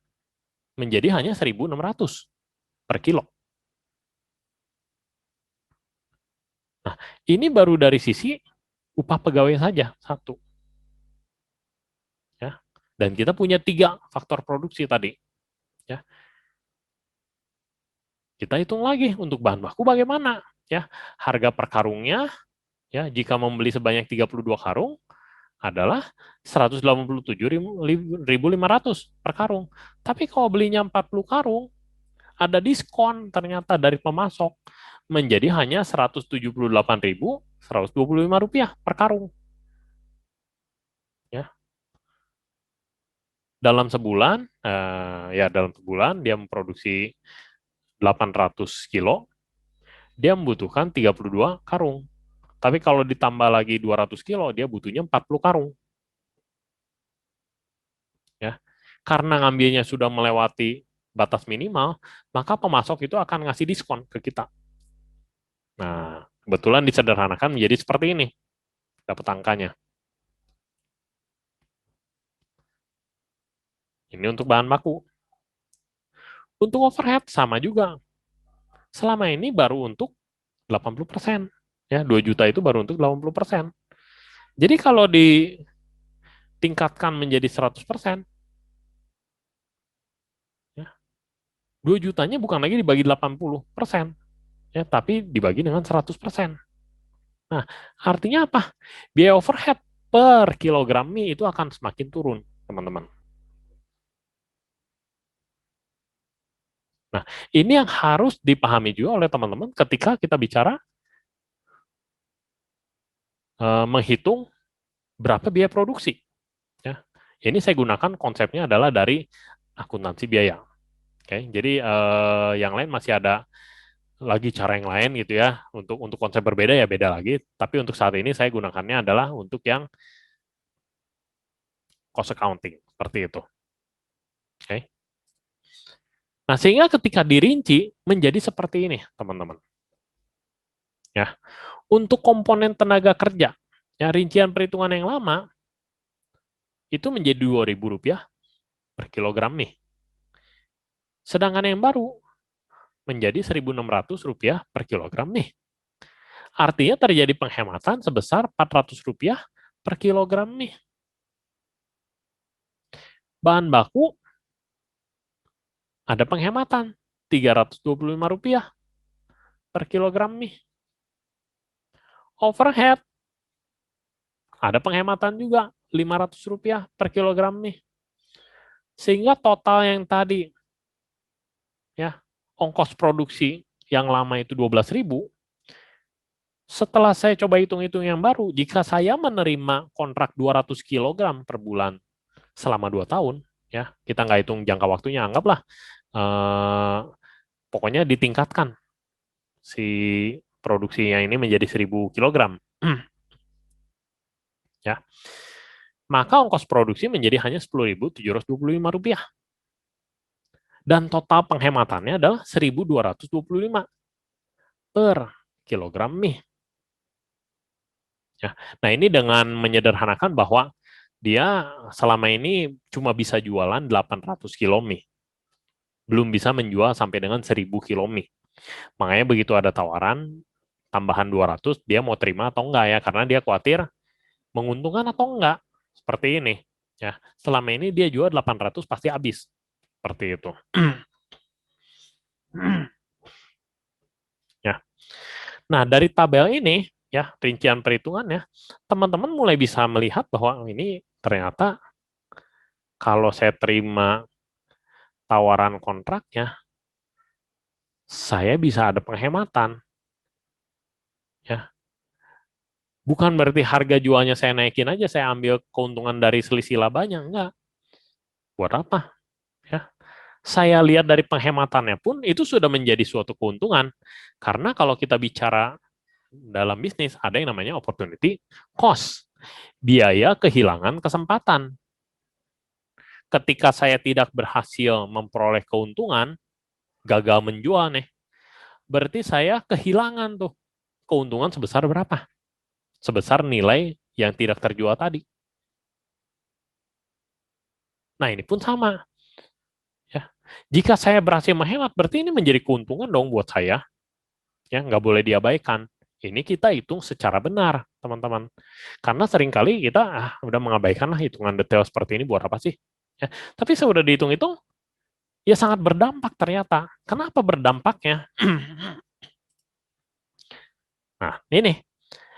Jika jual tambahan 200 kilo, seharga 12.000, tadinya nggak menguntungkan, saya mikirnya. Ya, si ibu ini mikirnya nggak untung. Ya, orang sama kok sama harga ongkos produksinya gitu ya. Biasa saya jual berapapun itu harganya gitu ya. Dengan ongkos produksi adalah 12.000.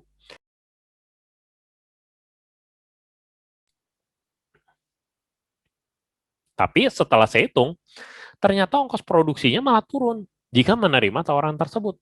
Yaitu dengan meningkatkan produksinya menjadi 1.000 kilo. Ya. Tadinya 800 menjadi 1.000 kilo, tadinya 80% menjadi 100%, ternyata biaya-biaya per kilonya malah jadi semakin turun. Artinya apa? Dia tidak hanya untung dari penjualan tambahan 2.000 kilo tersebut. Karena apa? Anggaplah yang 2.000 kilo tadi, ya, dia untungnya 1.225 per kilo, kali 200. Ya. Bukan cuma dari sini untungnya, tapi juga adalah ongkos produksi untuk 800 kilo yang sudah berjalan pun menjadi lebih rendah. Tadinya saya ngitung adalah 12.000, sekarang menjadi 10.725. Sehingga saya bisa hitung 1.000 kilo kali 1225 ditambah 800 kilo kali berapa keuntungan yang biasa diambil untuk 800 kilo tersebut. Nah,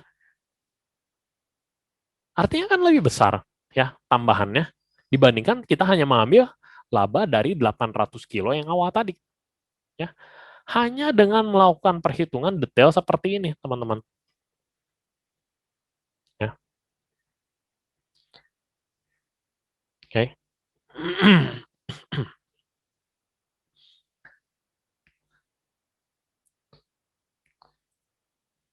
Nah, maka ujung-ujungnya apa? Oke. Dia mau terima tuh tawarannya. Ya. 200 kilo per bulan dengan harga 12.000 per kilo udah ketawa-ketawa aja nih si ibunya. Kenapa? Tahu dia pasti untung dengan perhitungan seperti tadi, dengan asumsi tidak ada perubahan harga bahan baku, tenaga kerja, ya, overhead, nggak ada pandemi, nggak akan ada hambatan lain apapun itu ya. Ini semua terjadinya secara ideal. Oke. Ya sudah, semua happy ya. Karena ketika kita berhasil memuaskan si pelanggan ini, bukan nggak mungkin di masa depan dia akan mengambil lagi dengan jumlah yang lebih besar. Ya. Mungkin saja tawaran 200 kilo per bulan selama 2 tahun ini barulah langkah awal untuk ngetes. Ini orang sanggup nggak? Ya berani nggak ngambil resiko? Oh, ternyata berani. Ya udah, nanti saya mau ngambil lebih besar lagi ke si ibu ini. Nah, sering terjadi kesempatan bisnis adalah seperti itu. Jadi ketika kita tidak berusaha ya bahwa ini tuh butuh gitu kan ya, kita membutuhkan order tersebut, maka kesempatan ini akan lewat seperti itu ya, tidak akan pernah bisa diambil lagi ya. Kecil-kecil kita ambil margin labanya nggak apa-apa lah, dikit dulu gitu ya, oke gitu ya, membuka peluang yang lebih besar lagi di masa depan ya. Dalam hal ini ketika kita jualan mie, anggaplah kayak nggak untung gitu ya, tapi sebetulnya kalau dia itu ngasih untung gitu kan, bahkan yang saat ini berjalan pun malah untungnya lebih besar gitu kan ya. Tapi udahlah kita misalnya nggak mau lebih tinggi lagi ngambil keuntungannya. Si bapak ini dia nawarin harga belinya 12.000, biarin diterima aja gitu kan. Nggak kita naikin jadi 13.000, kita nggak nego-nego lagi untuk harganya, ya sudah dia happy gitu kan ya. Nantinya kita bisa memperoleh untung yang lebih besar lagi, teman-teman. Ya. Nah, inilah pentingnya kenapa kita harus melakukan proses pengolahan data. Tadi kita punya seleksi data, ya, pengelompokan data, dan pengolahan data. Ya, ini semua sudah dikombinasikan di sini. Ya. Dan konsep awal dalam proses decision making yaitu identify a decision, gathering information, dan assess, ya, the solution. Berarti di sini kan sederhana aja. Apakah saya akan menghitungnya mengabaikan tadi laba yang di sini, ya, penghematan yang di sini, atau saya akan memperhitungkan, ya, kalau mengabaikan berarti kan beda lagi ceritanya, ya, alternatifnya menjadi sangat banyak, ya, hanya berdasarkan perhitungan seperti ini, teman-teman, ya, berbagai opsi itu bisa akan diambil oleh teman-teman, ya, paling sederhana ambil atau nggak diambil. Ya, tambah tingkat produksinya 200 kilo atau nggak ditambah. Ya. Seperti itu, teman-teman. Ya. Nah, kita masuk lagi mode belajar sekarang, gitu ya. Jadi setelah memperoleh informasi yang relevan, maka harus dibuat berbagai solusi, pilih yang terbaik dan evaluasi hasilnya.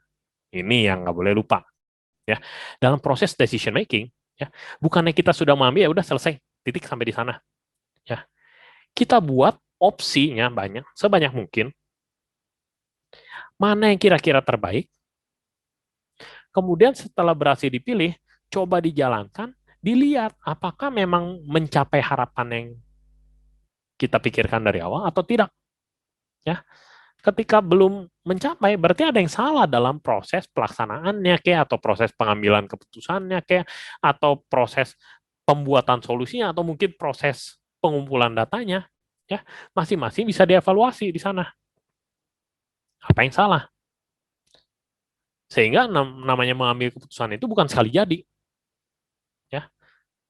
Pasti ada penyesuaian lagi, ya seperti sekarang misalnya awalnya PSBB, kemudian diubah menjadi PPKM, kemudian jadi PPKM mikro, kemudian sekarang jadi PPKM darurat. Kan itu bukan pengambilan keputusan yang sekali jadi, tapi berdasarkan evaluasi ini hasilnya bagaimana, cek lagi apa yang salah segala macam, udah. Sehingga kita buat keputusannya harus seperti apa, seperti itu. Dan itu menggunakan konsep yang awal tadi, ya, identify a decision, gather information, dan assess resolution-nya. Seperti itu, teman-teman. Ya.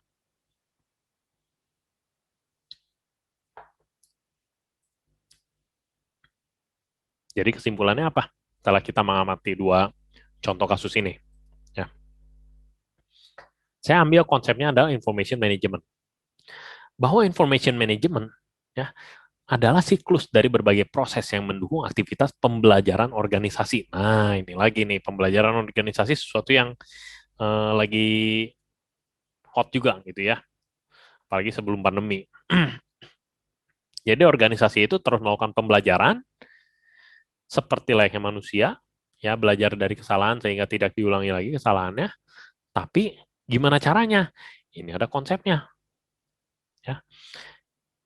Mulai dari information needs, ya, perlu informasi apa saja, bagaimana memperoleh informasinya, bagaimana mendistribusikan informasinya, bagaimana memanfaatkannya, bagaimana memodifikasinya, sehingga berdampak pada perilaku yang diadaptasi, ya, beradaptasi. Jadi perilakunya ini akan berubah sesuai dengan kebutuhan. Seperti itu, teman-teman. Ini konsep dari information management yang kami gunakan. Ya. Ketika kita bicara information needs, balik lagi. Saya mau mengambil keputusan apa, maka apa informasi yang saya harus kumpulkan? Maka apa datanya yang saya perlukan? Seperti itu.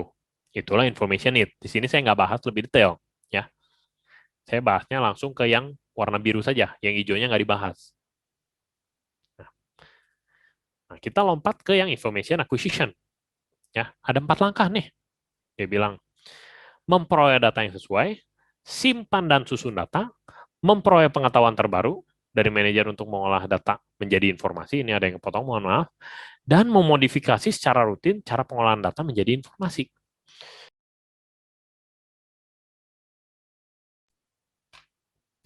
Nah, saya yakin teman-teman juga sebetulnya nggak asing dengan 4 langkah ini. Ya, hanya saja kalau kita secara manual melakukannya, yaitu tertulis, maka akan sangat banyak kemungkinan terjadi celah kehilangan. Ya, datanya nggak terekam dengan baik lah, atau sudah direkam nggak tersimpan dengan baik sehingga hilang, tercecer, dan sebagainya. Ketika saya mau menyusun juga jadi susah, ya, karena bentuknya kertas. Ketika saya mau mengolah nggak standar bentuknya dan lain sebagainya, maka akan lebih baik adalah ketika teman-teman menggunakan pengumpulan datanya secara digital yang sudah distandarisasi format datanya. Makanya kalau teman-teman mengetahui atau pernah dengar tentang IoT, Internet of Things, ya, pada prinsipnya adalah ketika suatu mesin berfungsi, maka seluruh aktivitas si mesin ini akan direkam. Data-datanya itu akan dikirimkan ke dalam suatu database. Sehingga bisa dilihat apakah performanya masih bagus atau ada masalah atau bagaimana. Apakah kita masih akan bisa mengejar target produksinya atau tidak terkejar. Ya, itulah prinsip dasar dari Internet of Things. Maka di sini pun ketika kita menggunakan konsep information acquisition, ya ada 4 langkahnya ini, jika kita bisa mendigitalisasi proses pengumpulan datanya, itu adalah yang terbaik. Karena kita bisa menstandarkan data yang perlu dikumpulkan itu apa saja, teman-teman. Nah, lagi-lagi, knowledge work system yang kami kembangkan, itu bicara Salah satunya mengenai hal ini. Bagaimana menstandarkan cara pengumpulan datanya?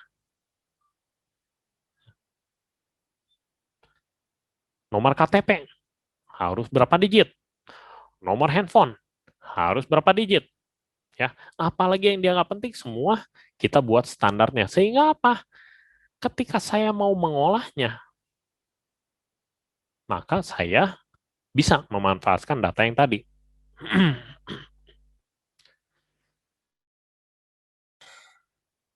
Dan cara mengolahnya itu sendiri sebetulnya ada di kepala si manajer. Ya, jadi data dapat mah dapat aja. Tapi ini sudah saya baca gimana cara ngolahnya, langkahnya gimana. Biasanya yang melakukan pengolahan data adalah manajer. Dia mengolahnya pakai Excel apa segala macam gitu ya. Nah, sekarang pengetahuan yang ada di kepala si manajer ini kita pindahkan ke dalam sistem informasinya. Dibuat menjadi standar sehingga saya tinggal tembakan datanya menghasilkan informasi menggunakan rumus yang tadinya ada di kepala si manajer. Ya, informasinya menjadi selalu terbaru. Dan angka baiknya jika si formula tadi, ya, cara mengolah datanya, saya modifikasi secara rutin, update lagi, ini tambahin apa, kurangin apa, yang mana dibuang dan sebagainya, atau bobotnya diubah dan lain sebagainya. Sehingga information acquisition yang tadinya terkesan remeh menjadi sangat bermanfaat di sini, teman-teman. Bukan sekadar kumpulin aja, bukan sekadar simpen aja, bukan sekadar disusun saja, tapi bagaimana mengolahnya. Ini ada teknik tersendiri yang ya lagi-lagi setiap data itu beda cara mengolahnya. Ya. Paling gampang alat untuk mengolahnya saat ini adalah menggunakan spreadsheet, Excel kayak Google Sheet kayak atau sejenisnya. Ya. Tapi formulanya ini yang nggak akan kita bisa dapetin. Setiap perusahaan, setiap orang punya formula rahasianya. Nah, ini yang selanjutnya ketika kita membangun perusahaan, kemudian kita ingin perusahaan kita terjadi pembelajaran di sana, maka orang-orang yang mampu mengolah data menjadi informasi tadi harus kasarnya kita jaga, kita simpan pengetahuannya. Ya, yaitu dengan cara apa? Bangun sistemnya yang bisa meniru pola pikir si manajer tersebut.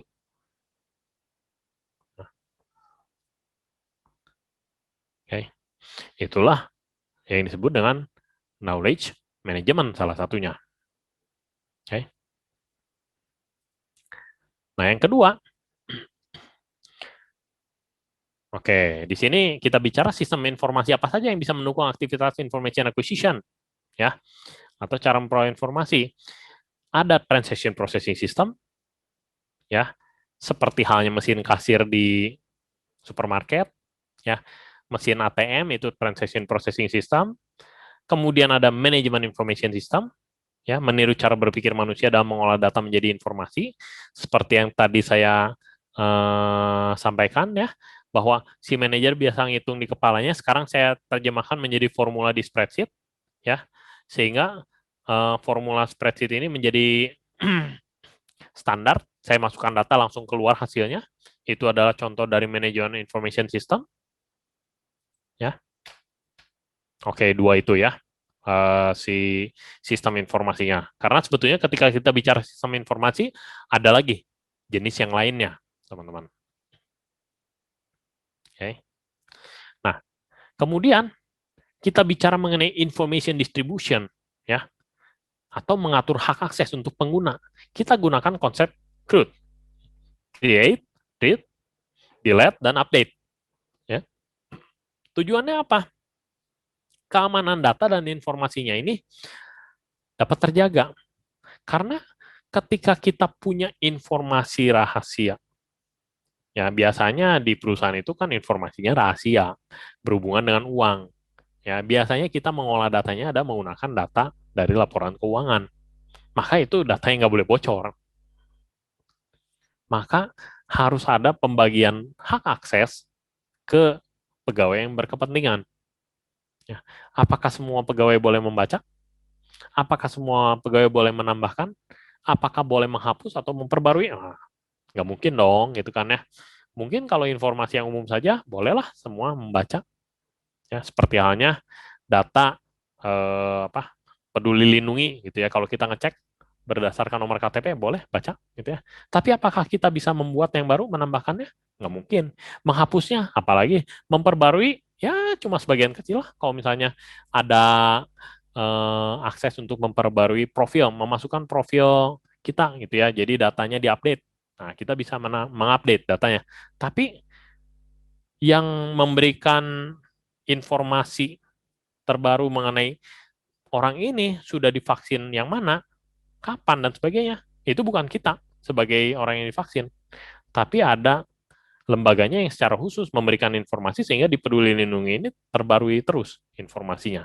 Nah, ini kita bicara information distribution, ya, hak akses untuk pengguna. Karena semua yang menggunakan sistemnya kita sebut dengan pengguna. Oke. Dan juga ada information modification, ya, yaitu menyesuaikan cara perolehan dan pengolahan data.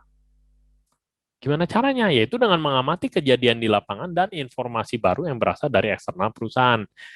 Nah, seringkali kita mengabaikan informasi-informasi di luar perusahaan. Kita hanya fokus pada data keuangan perusahaan. Itulah yang kita jadikan dasar untuk pengambilan keputusan. Padahal kan enggak. Ya. Contohnya yang paling ekstrim sekarang, ada PPKM darurat. Selama ini saya buka aman-aman aja. Lah, kalau ada PPKM darurat ini, nggak mungkin dong saya buka. Ya bisa-bisa digerebek, disegel, ya disidang malah. Ya udah banyak tuh videonya. Jadi saya harus ubah dong cara jualannya. Nah, itu kan kita bicara mengubah cara jualannya. Berdasarkan data-data yang ada di lapangan. Ya.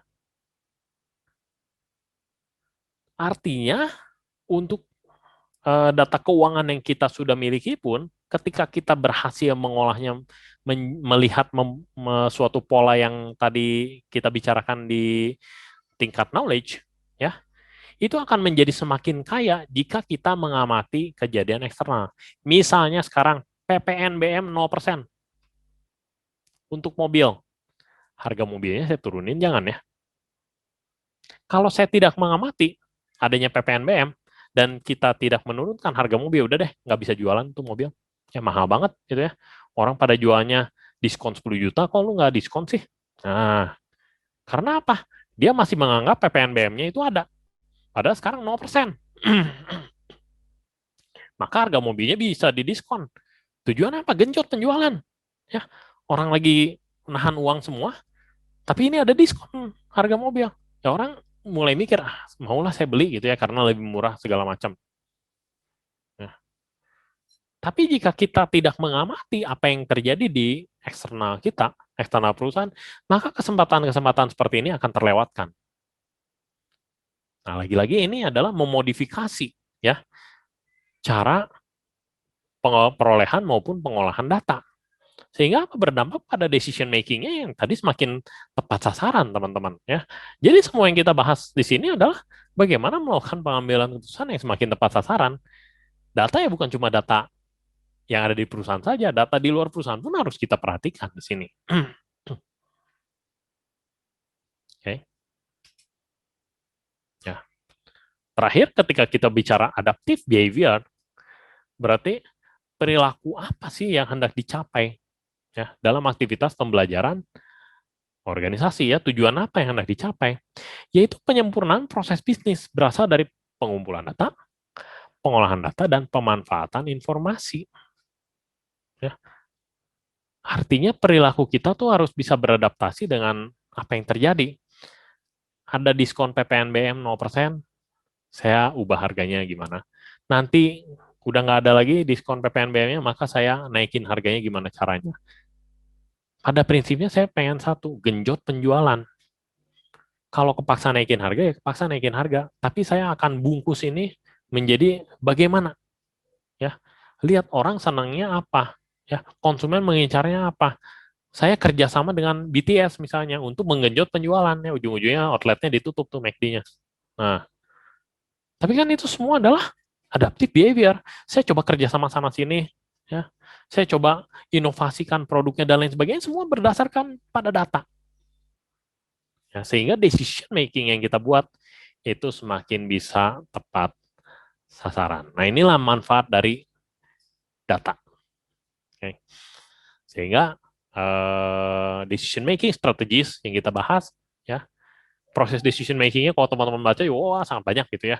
Mau ada diulang-ulang apa segala macam. Tapi prinsipnya kalau menurut kami satu saja, data. Ya, nggak punya data nggak usah ngomong deh mau ngambil keputusan gitu ya. Karena ya semuanya cuma ya kayaknya gini kayaknya gitu ya. Bukan benar-benar based on data. Padahal saat ini Anda mau maju based on data. Oke, seperti itu Pak Romi. Terima kasih. Iya, mantap juga Pak Yoke. Tapi tadi kan kita ngobrolnya itu kayaknya basisnya perusahaan gitu ya Pak. Apakah memang ini bisa diaplikasikan juga ke personal life gitu? Misalnya kita gimana ngambil keputusan untuk diri kita sendiri gitu. Dengan melakukan sistem tadi itu bisa nggak sih Pak Yoke? Kalau menurut saya sih sangat bisa ya, Pak Romi. Karena apa? Ya. Pada prinsipnya kan ini langkah yang kalau skalanya perusahaan berarti dia langkahnya step by step kompleks seperti ini. Tapi sebetulnya secara tidak sadar juga kita mengumpulkan data-data seperti itu. Kita mengamati, hanya saja kita tidak terbiasa mencatat untuk kehidupan sehari-hari, gitu ya. Kalau di perusahaan nggak terbiasa mencatat, orangnya sangat banyak, ya informasinya hilang semua, datanya hilang semua. Kenapa saya mengambil konsepnya dari perusahaan? Ya, kalau kita yang mengambil keputusan kan, misalnya skala perusahaannya saya perkecil menjadi hanya 1 orang pegawainya, ya pegawainya 1, ownernya ya dia juga gitu kan ya, sehingga apa yang dia pernah lakukan dia ingat terus. Dia pernah salah mengambil keputusan, dia ingat, oh saya nggak boleh kayak gini lagi, kayak gitu, semua ada di kepala dia. Tapi ketika orangnya semakin banyak, maka nggak mungkin dong setiap orang itu pasti berbagi pengetahuannya terus-menerus. Kita harus sediakan satu konsep untuk berbagi pengetahuannya.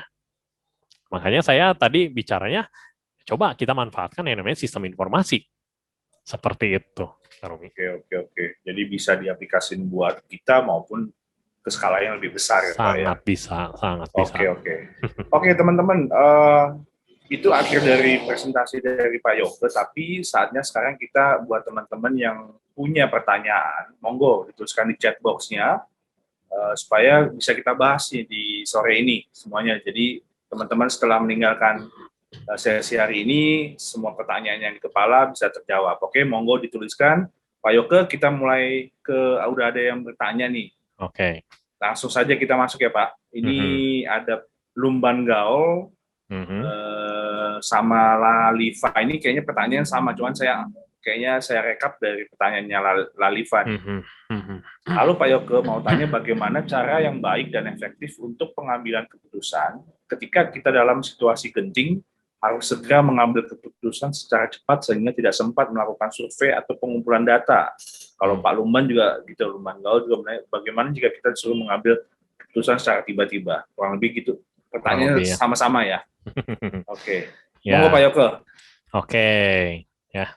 Jadi untuk tadi Pak Lumban dan Lalifa ya.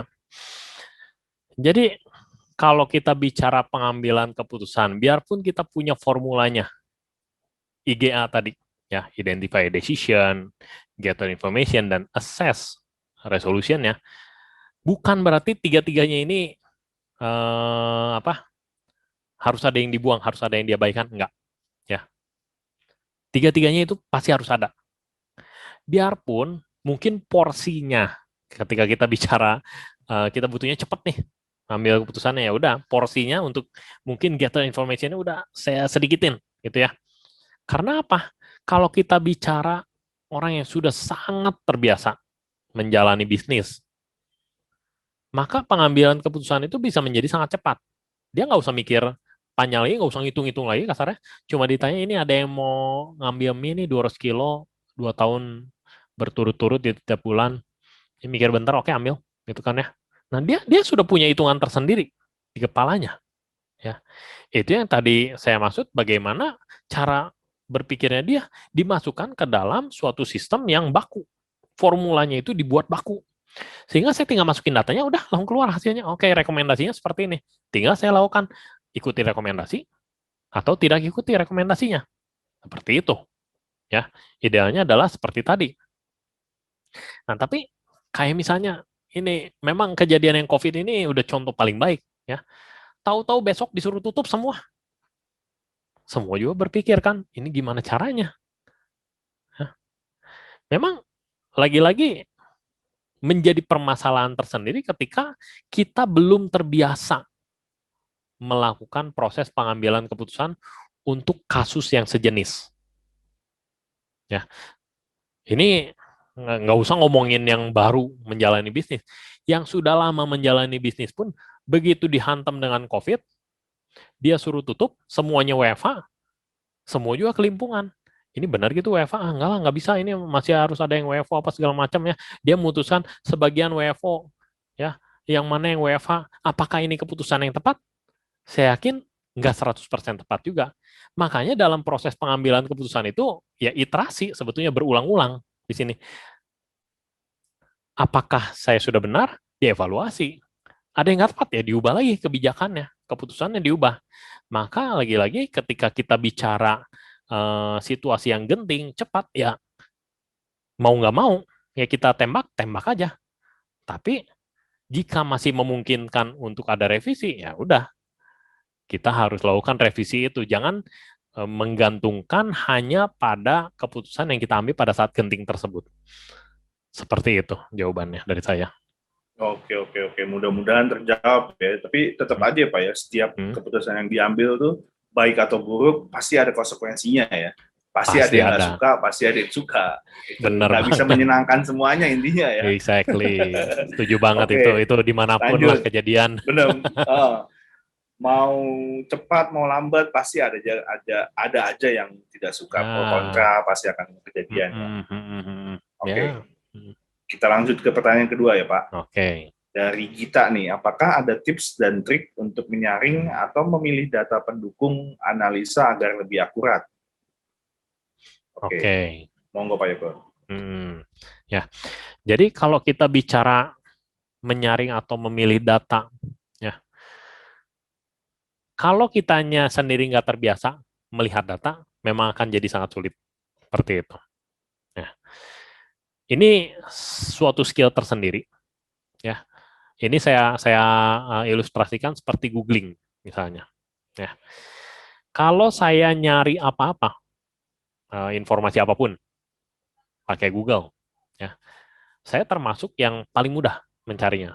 Informasi apa yang saya perlukan, saya dapat. Tapi orang-orang di sekitar saya nggak semudah itu mencari informasinya. Nah, artinya kan bisa disimpulkan sebetulnya saya punya keterampilan googling yang lebih baik dibandingkan teman-teman saya. Nah, tapi keterampilannya itu sendiri apa sih sebetulnya yang membedakan? Yang saya pahami sampai saat ini adalah saya memiliki kata kunci, artinya saya bisa mengidentifikasi apa yang menurut saya penting. Nah, kalau dalam konteks bisnis, misalnya, apakah nama barang itu menjadi sesuatu yang penting? Apakah kuantiti barang itu menjadi sesuatu yang penting? Apakah total penjualan itu menjadi sesuatu yang penting? Ya. Atau bahkan jam transaksi itu penting. Nah, itu semua tergantung penilaian teman-teman. Yang dibutuhkan itu adalah seberapa jauh untuk pengambilan keputusannya. Ya. Maka informasinya disesuaikan dengan keputusan tersebut. Jadi nggak bisa kita bilang, saya butuh informasi selengkap mungkin, padahal nggak kita pakai juga untuk keputusannya buat apa? Buang energi. Kalau menurut saya sih seperti itu. Ya. Maka apa yang kita perlukan, itulah yang kita kumpulkan dulu. Saya perlu kombinasi snacknya misalnya, ya saya perlu minimal nama snacknya, berapa kuantitinya, ya berapa kali terjadi, dan sebagainya. Bahkan mungkin sampai jam segala macam. Semakin detail keputusan yang akan kita buat, maka informasi yang dibutuhkan akan semakin detail juga. Ya. Sehingga kalau kita bicara menyaring, ya mungkin bisa dibilang nggak ada rumus bakunya menurut saya. Menyaringnya adalah seberapa dalam, seberapa detail keputusan yang akan kita ambil. Maka dari situ kita bisa menentukan datanya perlu apa aja. Seperti itu. Oke, mudah-mudahan menjawab untuk kita ya. Ini lanjut si Pak Lumban Gaul bertanya lagi. Pak, kalau atasan mengambil keputusan lebih sering pakai feeling, waduh, ini feeling nih Pak. Old school banget nih pakai feeling nih. Nah, kita bagaimana? Tetap memberikan data atau gimana? Karena kalaupun dikasih datanya malah jarang dibaca juga. Nah, ini klasik nih Pak ya sebenarnya. Iya. Untuk zaman sekarang. Nah, Monggo Pak. Oke, sebetulnya mungkin kalau menurut saya bukan feeling ya, tapi lebih ke intuisi. Ya. Intuisi itu kan berhasil dibangun karena memang pengalamannya sudah sangat panjang. Sehingga seperti yang tadi saya contohkan, nggak usah mikir lama, saya udah bisa dapat jawabannya ini.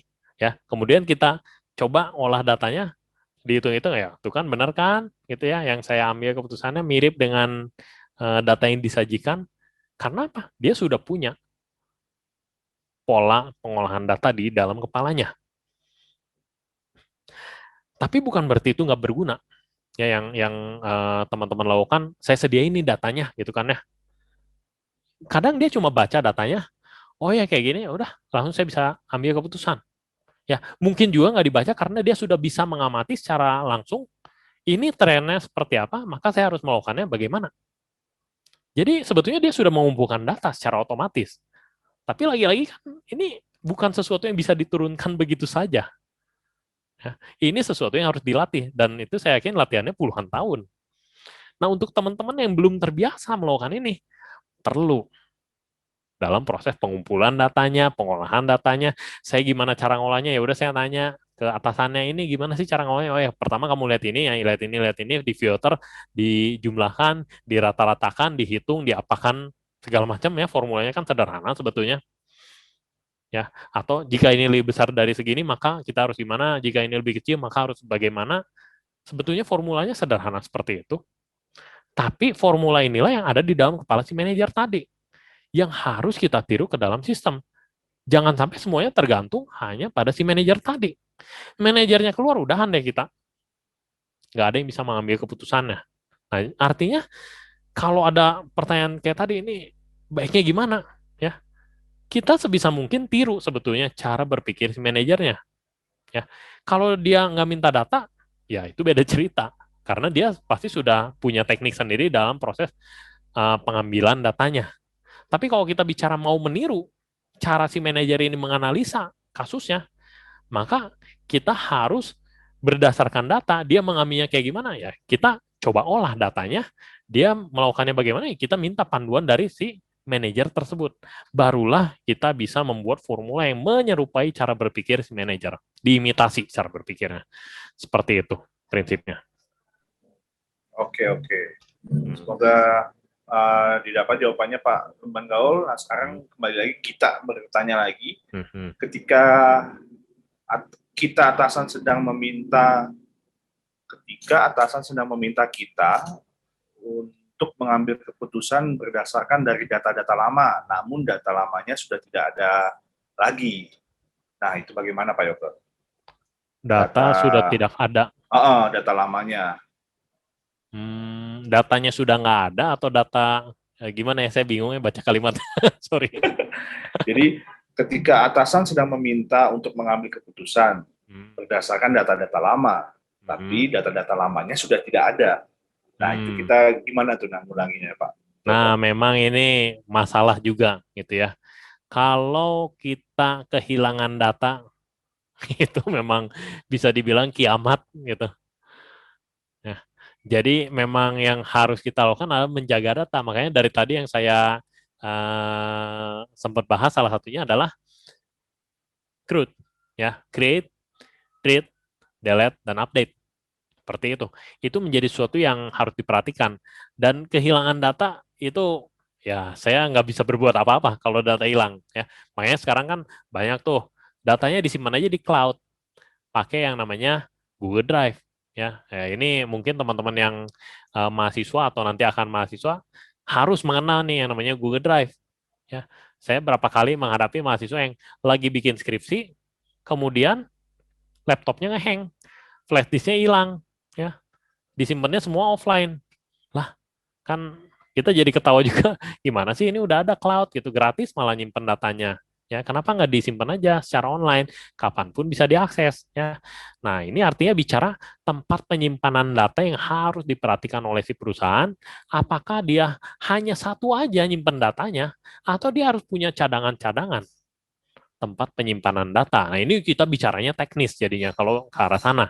Ya, tapi lagi-lagi nggak bisa diabaikan. Saya setuju ketika data lama ini diperlukan dan nggak ada, ya, kalau misalnya sampai benar-benar nggak ada, ya mau nggak mau kita menyerah di situ. Ya, atau ya terpaksa kita menggunakannya data yang baru. Seperti itu sih. Oke. Oke, sebelum kita lanjut, buat teman-teman yang ingin menjalankan ibadah sholat maghrib, monggo dilanjut. Nanti kita akan terus membahas pertanyaan jawab. Kalau kembali kita masih ada, ya silakan menjoin lagi. Tapi kalau nggak ada, nanti bisa lihat rekapan videonya di YouTube Nyata dan HRM. Oke, untuk yang beribadah, monggo dipersilakan. Oke Pak, Yoke, kita lanjut ke pertanyaan berikutnya ya. Dari Pak Lumban Gao lagi, Pak, kalau menurut Bapak, ketika ada dua pilihan yang harus diputuskan, dan dalam keputusan itu ada dua kemungkinan yang sulit untuk mengambil keputusannya, karena pilihan yang pertama akan berdampak negatif pada saya, dan berdampak positif pada teman saya. Dan jika saya memilih yang kedua, kebalikannya. Yang pertama akan berdampak positif bagi saya, dampak negatifnya bagi teman saya. Pertanyaannya, gimana ngambil keputusan yang seperti ini? Waduh, ini dilematis nih Pak ya. Kayaknya keputusan yang dilematis nih. Enak gak enak nih. Monggo Pak Yoke. Sebetulnya saya jawabnya pinjam tadi yang Pak Romi sudah sampaikan. Kita tidak sedang dalam posisi memuaskan seluruh pihak. Gitu ya. Tapi lagi-lagi ketika berada di posisi seperti ini, memang kita bilangnya adalah yang terbaik untuk semua. Sebagai contoh, gitu kan ya. Anggaplah ini sebelum pandemi, gitu kan ya. Apakah digitalisasi itu dilakukan untuk setiap orang dalam satu perusahaan? Saya yakin enggak. Karena sebelum pandemi ya nggak ada perlunya dah saya nguasain teknologi gitu kan ya. Masih banyak orang lain yang lebih bisa gitu ya. Saya lebih ahlinya bukan di teknologinya gitu kan ya. Beda dengan sekarang yang ya mau nggak mau orang kerjanya berhubungan dengan alat-alat teknologi seperti itu. Tapi di masa lalu keputusan untuk mendorong orang ahli teknologi itu nggak menjadi sesuatu yang wajib ya. Maka daripada saya memaksakan suatu kebijakan perusahaan yang semuanya pokoknya harus basisnya digital. Enggak deh. Lebih baik yang bisa digital silahkan digital, yang butuh bantuan akan disediakan kontak center siapa yang memfasilitasinya. Misalnya kalau masukin nilai ya, kalau saya posisinya sebagai dosen, ya saya bisa input nilainya sendiri, upload. Tapi kalau dosen yang tua, yang pakai komputer aja mungkin tergagap-gagap, ya maka ada orang di admin, ya administrasi yang membantu mereka untuk mengisikan nilainya. Karena selama ini kalau ujian basisnya kertas. Kemudian kertasnya itu yang dinilai langsung. Dan dia dikasih lembar daftar nilai fisik, kemudian dia tulis nilainya di sana. Kemudian fisiknya ini yang diberikan kepada si pegawai adminnya. Adminnya kemudian menyalin ke dalam sistem digitalnya. Barulah bisa diupload. Karena semua yang bisa diakses oleh mahasiswa adalah basisnya digital untuk nilainya. Nggak ada lagi yang kertas-kertas di print, ditempel-tempel di papan pengumuman, seperti itu. Nah, artinya apa? Itu salah satu contoh bagaimana ya universitas tidak membabat rata, ya, menyamaratakan bahwa semua orang itu memiliki kemampuan yang sama. Nah, itu bisa dilakukan ketika kita tahu profil dari seluruh pegawai kita itu seperti apa. Nah, balik lagi berarti data ya, Pak Romi ya?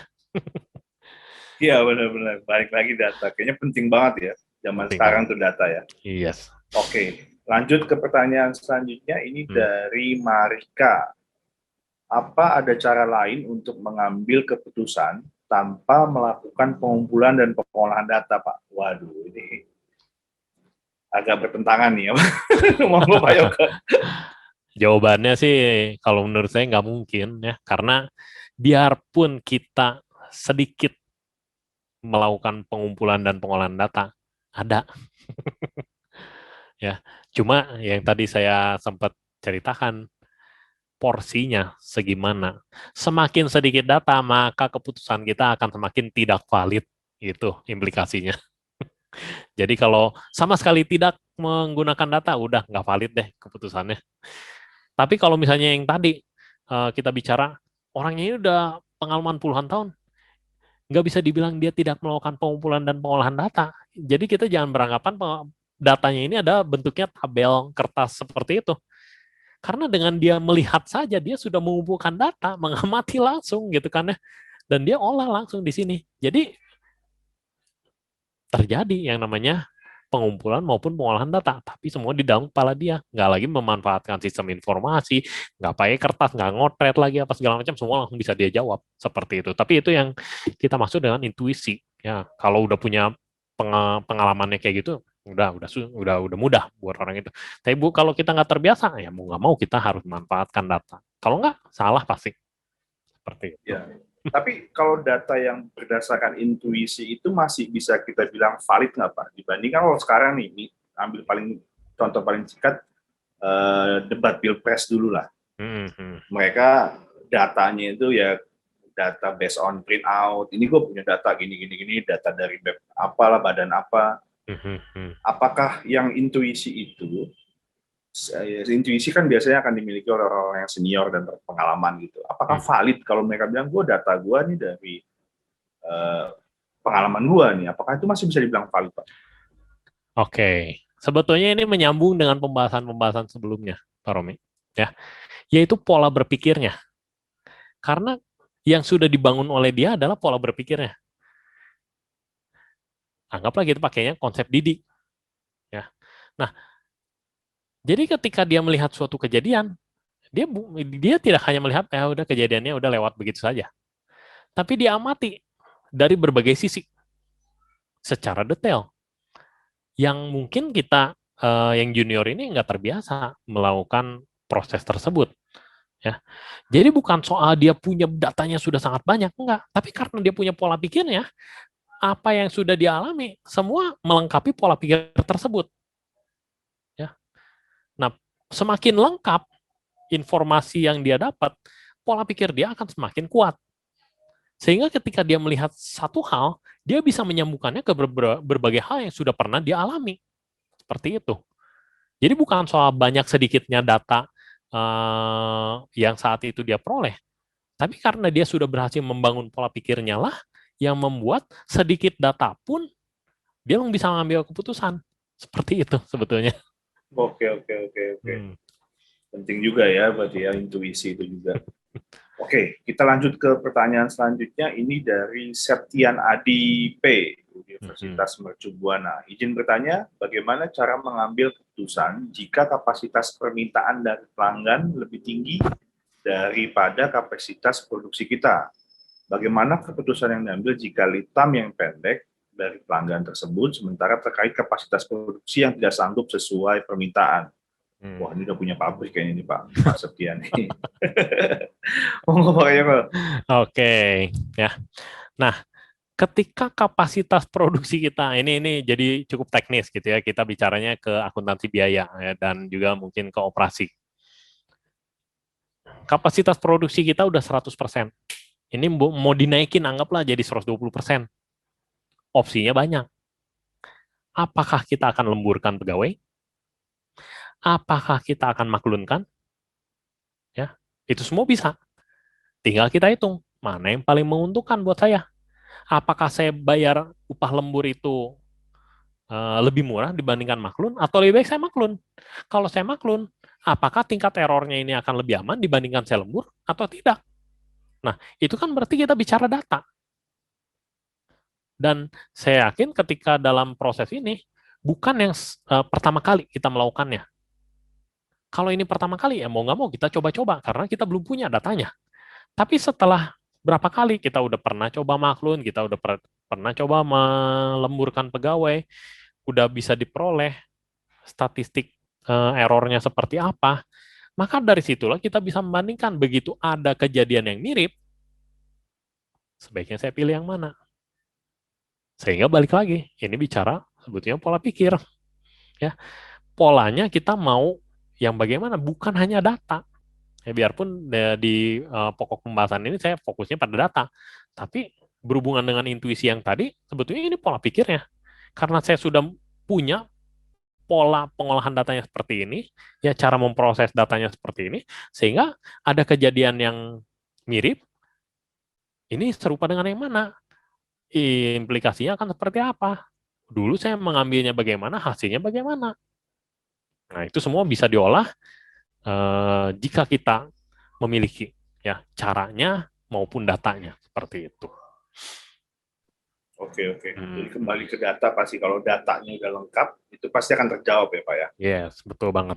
Oke, teman-teman, ini pertanyaan terakhir di hari ini dari Sian. Pak Yoke izin bertanya, bagaimana caranya agar kita tidak sulit mengambil keputusan akibat menerima informasi yang terlalu banyak, dan tips untuk menganalisa informasi tersebut agar tidak terlalu menyita waktu, pikiran, dan lain-lain. Kadang-kadang kita juga suka bingung ya Pak, wah informasinya datanya banyak banget nih, jadi bingung, malah text time terlalu lama, akhirnya ambiar. Benar. Monggo Pak Yoke.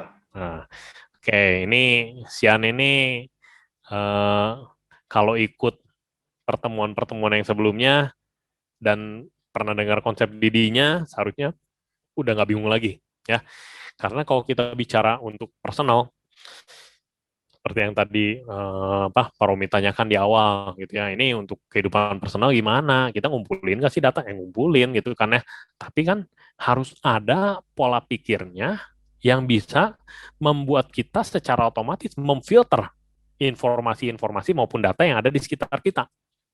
Ya, kalau kemarin kita pakai istilahnya DIDI. Ya, define, identify, discuss, dan interpret. Nah, kita lihat dari sudut pandang mana, kebutuhannya apa, solusinya apa, sehingga yang paling tepat itu yang mana. Ya, plus minusnya, segala macam kita bandingkan di sana. Nah, itu untuk kehidupan personal kita. Sangat berpengaruh yang namanya konsep pola pikir tadi. Ya, tapi ketika kita bicara di perusahaan, ya ini beda lagi. Kalau tadi personal kan kita udah ambil yang pentingnya aja. Tapi ketika di perusahaan, kalau saya sih lebih milih ada informasi apa, kumpulin semuanya. Saya punya alatnya bisa ngumpulin informasi selengkap mungkin, kasarnya gitu ya. Setiap yang datang harus scan KTP, saya lakonin deh, gitu ya. Di KTP-nya ada NFC-nya, saya minta scan deh, ya. Kalau memungkinkan diambil datanya, ya. Bahkan di foto apa segala macam semua, kalau bisa diambil selengkap mungkin. Masalah datanya kepake atau enggak, urusan belakangan. Kita punya datanya, mau diolah jadi apapun pasti bisa. Ya. Tapi untuk saat ini, kalau kita belum memerlukan datanya, no problem. Kita kesampingan dulu. Kita gunakan data yang memang dibutuhkan untuk tujuan pertama kita. Ya, identify a decision. Saya mau ngapain dulu? Nah, ini yang nggak boleh lupa di awal. Jadi untuk menjawab pertanyaan yang dari Sian ini, identify a decision dulu. Apa yang mau saya lakukan? Saya mau bikin kombinasi snack, berarti saya cuma amati aja data snacknya. Saya mau ngasih reward and punishment, berarti saya amati yang mananya tentang pegawai. Nggak usah semua-mua, karena begitu dibaca semua-mua, ya nggak bermanfaat. Tapi gimana caranya kan? Itu yang jadi pertanyaannya sebetulnya. Ini harus dikombinasikan dengan konsep teoritis yang sudah pernah dipelajari oleh teman-teman. Jadi ketika kita bicara reward and punishment, biasanya perusahaan itu melakukan program ini, reward and punishment itu, melihat dari sisi apa saja sih? Oh, dari sisi ini. Nah, kita terjemahkan itu menjadi data-data yang selanjutnya bisa kita olah. Jadi caranya seperti itu. Bukannya decision making strategies ini adalah udah, ini ultimate jawaban akhir. Itu kan yang nggak perlu dikombinasikan dengan konsep lain, yaitu pun salah menurut saya. Gitu ya, harus dikombinasikan dengan konsep teoritis yang teman-teman sudah pernah pelajari. Seperti itu, Pak Romi. Oke, ya. jawabannya super nih Pak. Mudah-mudahan semua teman-teman dapat memahaminya dan terjawab semua pertanyaan yang ada di kepalanya. Karena kita lihat sudah tidak ada pertanyaan lagi, tampaknya sudah kita akhiri, dan sesi Pak Yoke mengenai decision making strategies ini merupakan final dari tema besar kita thinking ya Pak ya. Ya. Hari pertama kita sudah membahas soal creative thinking and problem solving, kedua design thinking for entrepreneurs, ketiga innovative thinking, keempat positive thinking for success, dan kelima decision making for strategies, yang intinya punya benang merah semua. Apalagi tadi kalau DD kita sudah pahami, akan lebih mudah kita dalam mencerna decision making strategi ini. Benar. Gitu. Nah, terima kasih untuk Pak Yoke. Kita materi terakhir dari Pak Yoke nih ya. Ya, betul. Oke. Terima kasih banyak Pak Yoke untuk kita semua. Mudah-mudahan materi ini berguna buat kita semua ya teman-teman. Dan sedikit info untuk besok, kita sudah masuk ke tema besar yang berbeda, yaitu mengenai communication. Dan materi pertamanya adalah effective interpersonal communication. Dengan narasumber lainnya yang pasti juga teman-teman akan banyak mendapatkan info-info terbaru tentang itu. Oke, saya ingatkan buat teman-teman yang belum registrasi di awal, monggo di chatbox sudah ada link untuk registrasi ulang, monggo diisi. Dan teman-teman yang ingin berdonasi kembali, saya sertakan juga link di bawah di chatbox untuk teman-teman yang ingin berdonasi lebih untuk NTT, pendidikan di daerah NTT. Oke, demikianlah telah kita ikuti training hari ini. Kami ucapkan terima kasih atas atensinya teman-teman. Saya ingatkan lagi kembali, jangan lupa menjalankan protokol kesehatan, jangan lengah, dan tetap sehat dan sehat selalu, itu saja, dan tetap produktif. Terima kasih sekali lagi untuk Pak Yoke dan teman-teman semua yang hadir. Sampai jumpa lagi, saya Romi pamit undur diri dan tetap semangat pagi. Terima kasih semuanya.